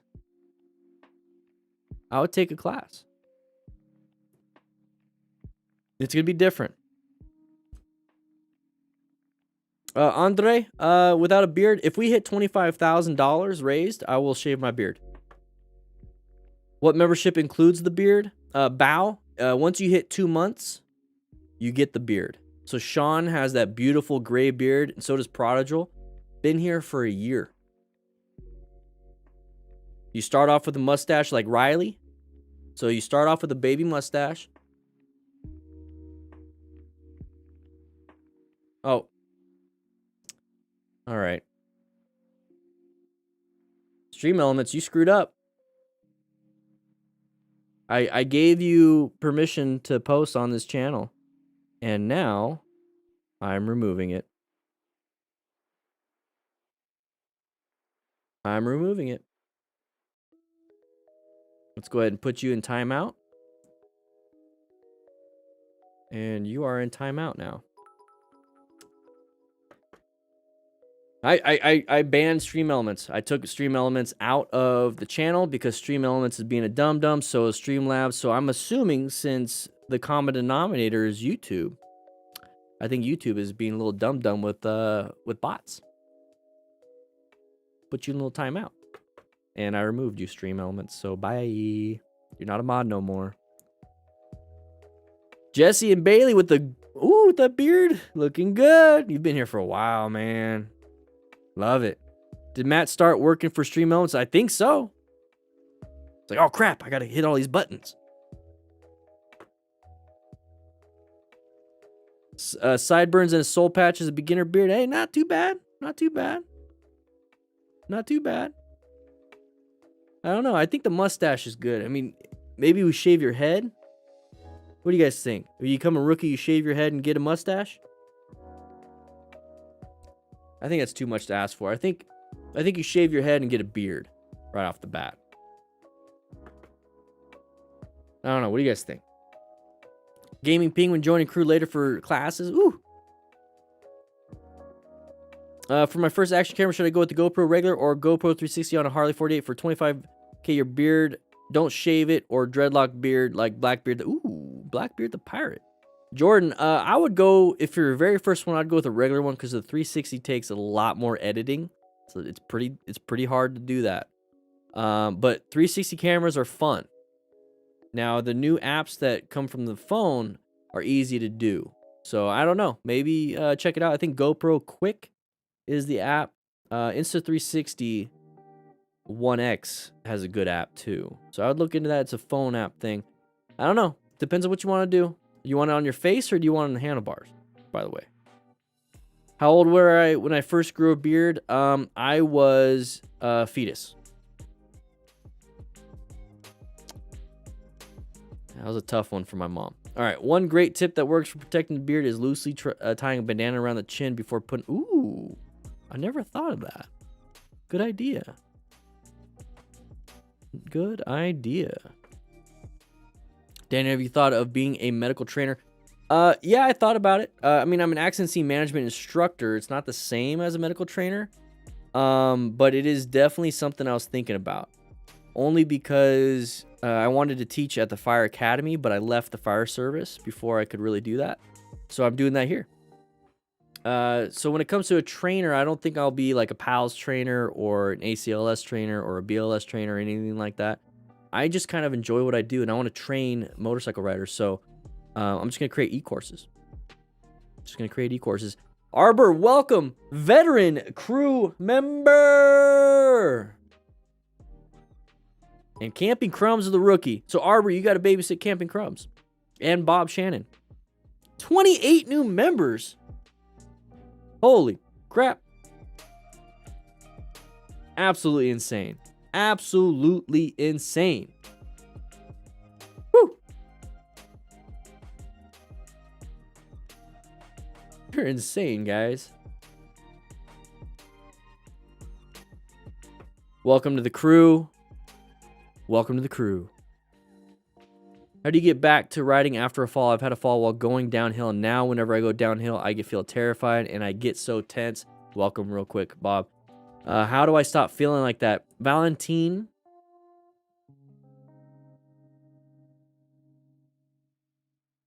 Trying to find that word, but it's like immersion therapy. What is like truly scaring you when you're going down a hill? Is it you feel that you can't stop?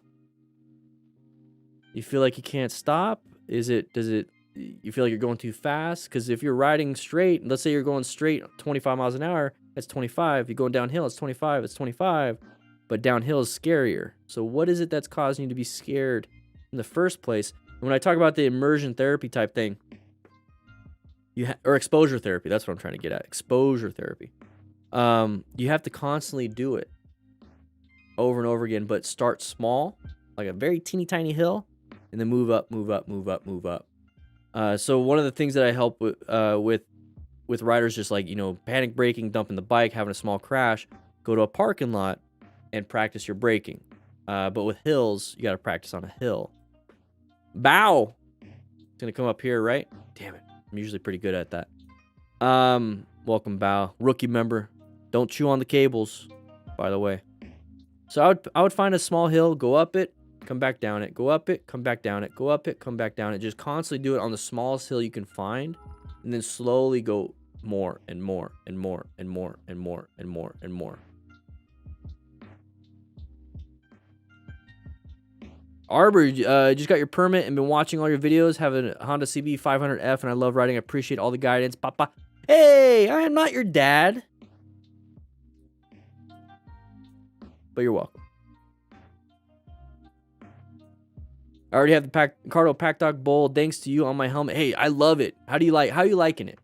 It's so cool. You can like take it off, charge it, put it back on. Boom. And one cool thing is you get like the refresh kit, and you have 2 helmets. You get the refresh kit.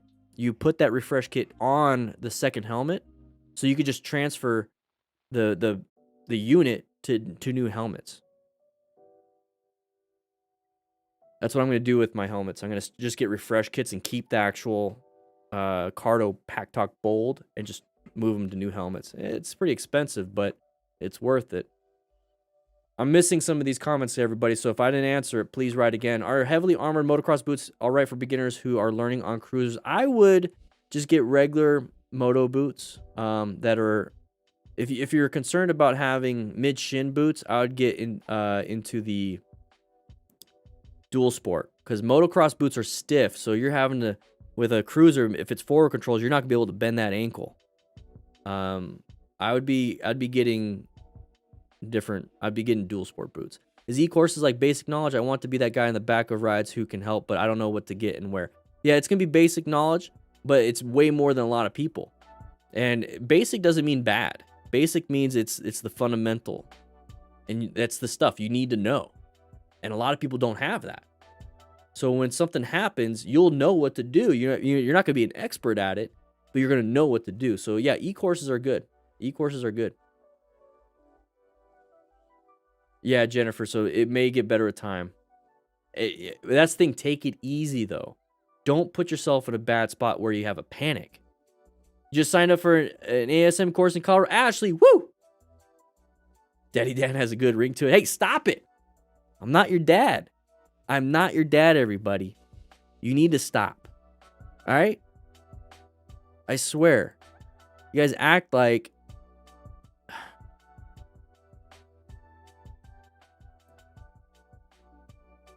No. Rockform mount. Rockform's great.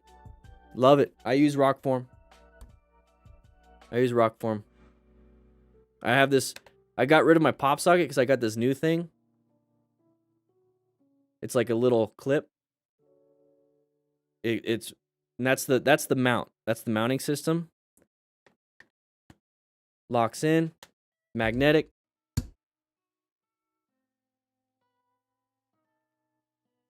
Is e-courses members only? No. Gaming Penguin. It's gonna be for everybody.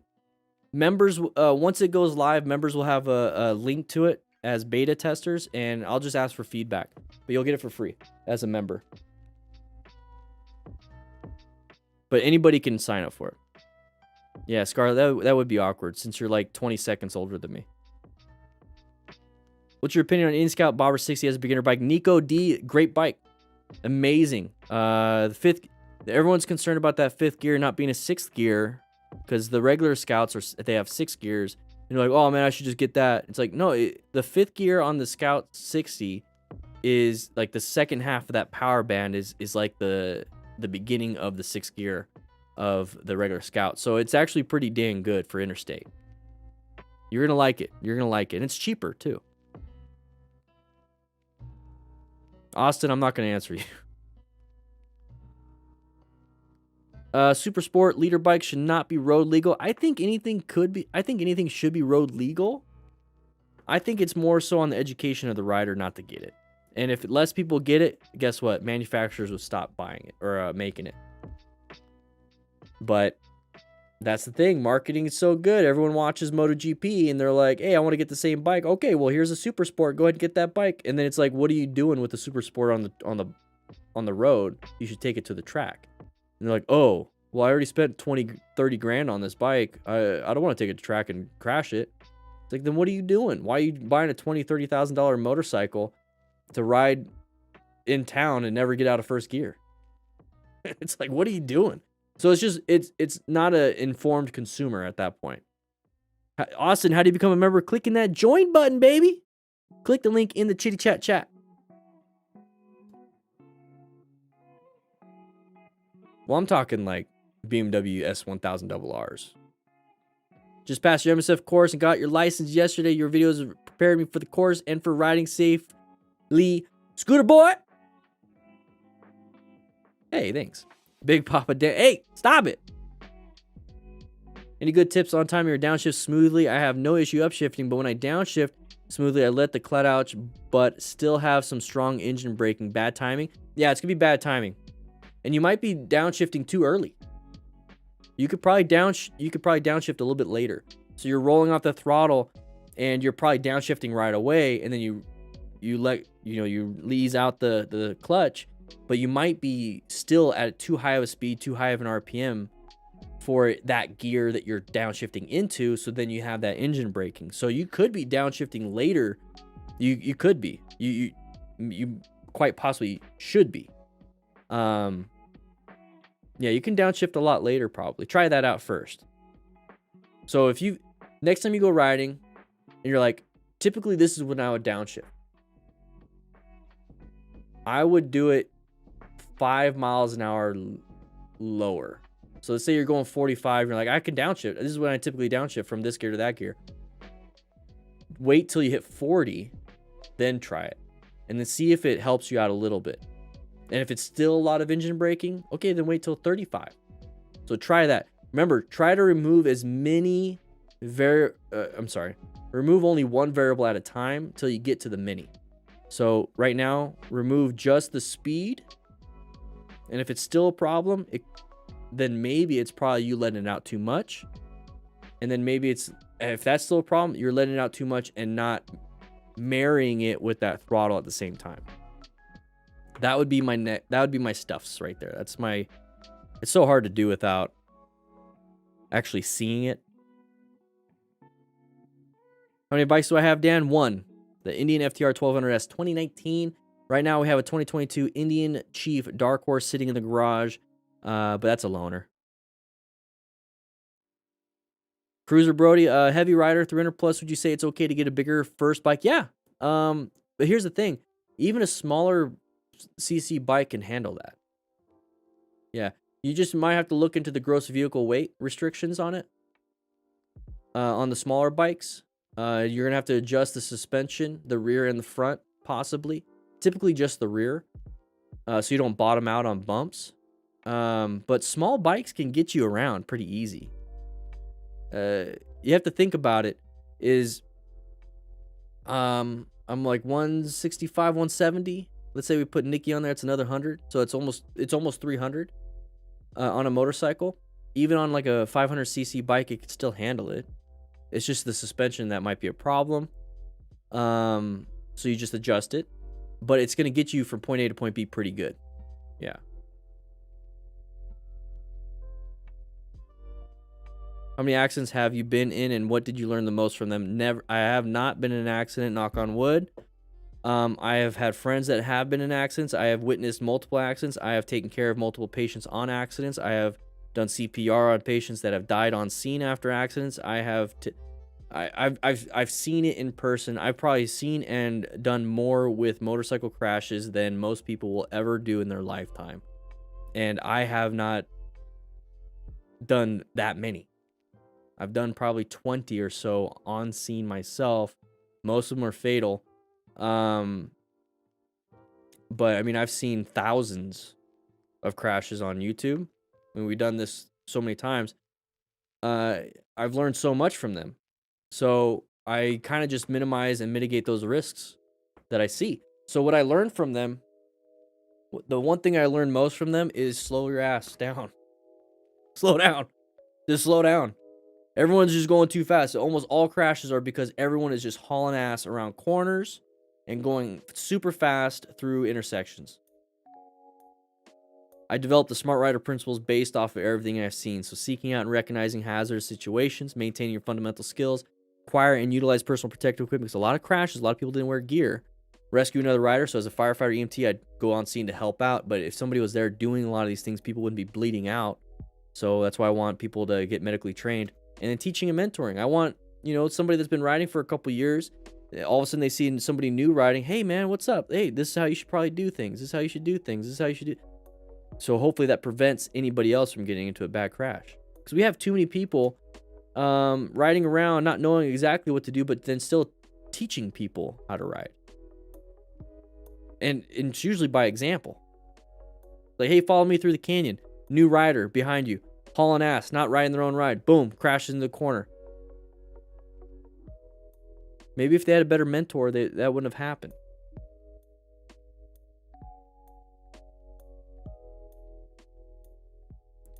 You live in San Diego. There's not an MSF course in the whole state. Yeah, Brandon, California does Total Control, the CMSP, I believe.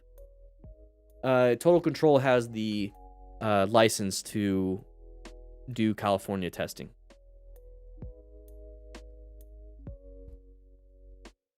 So you're not going to find the MSF in California.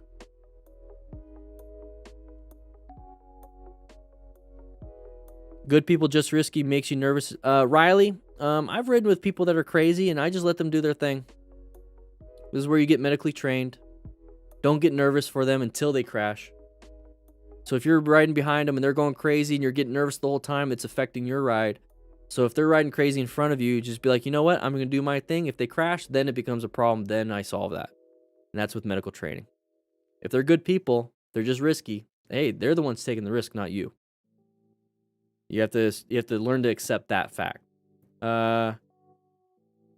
Let's see. We recently had a motorcyclist die in a canyon because he passed a car over double yellow and collided with another vehicle head on. Yep, Jennifer, that's why I don't want you guys doing that. Trying to get my wife on a motorcycle. Would you recommend a 500cc or less? Depends on her training. I would take her first before buying a motorcycle because you never know if she wants to do it. I would take her to the MSF or a beginner course first because that's like $200-300 out of pocket, whatever. It's a 2-day course, instructor training led, and then she can decide if she wants a motorcycle or not. But imagine buying like let's say $4,000 motorcycle that's 500cc or less, and she's like, I don't want to ride. You're out $4,000. So take her to a class first. D Dog in French, yeah, submit it here.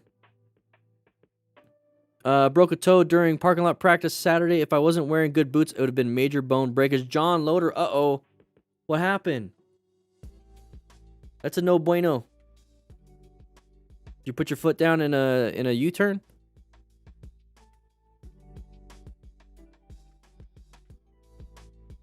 Oh, wreak havoc. That sucks.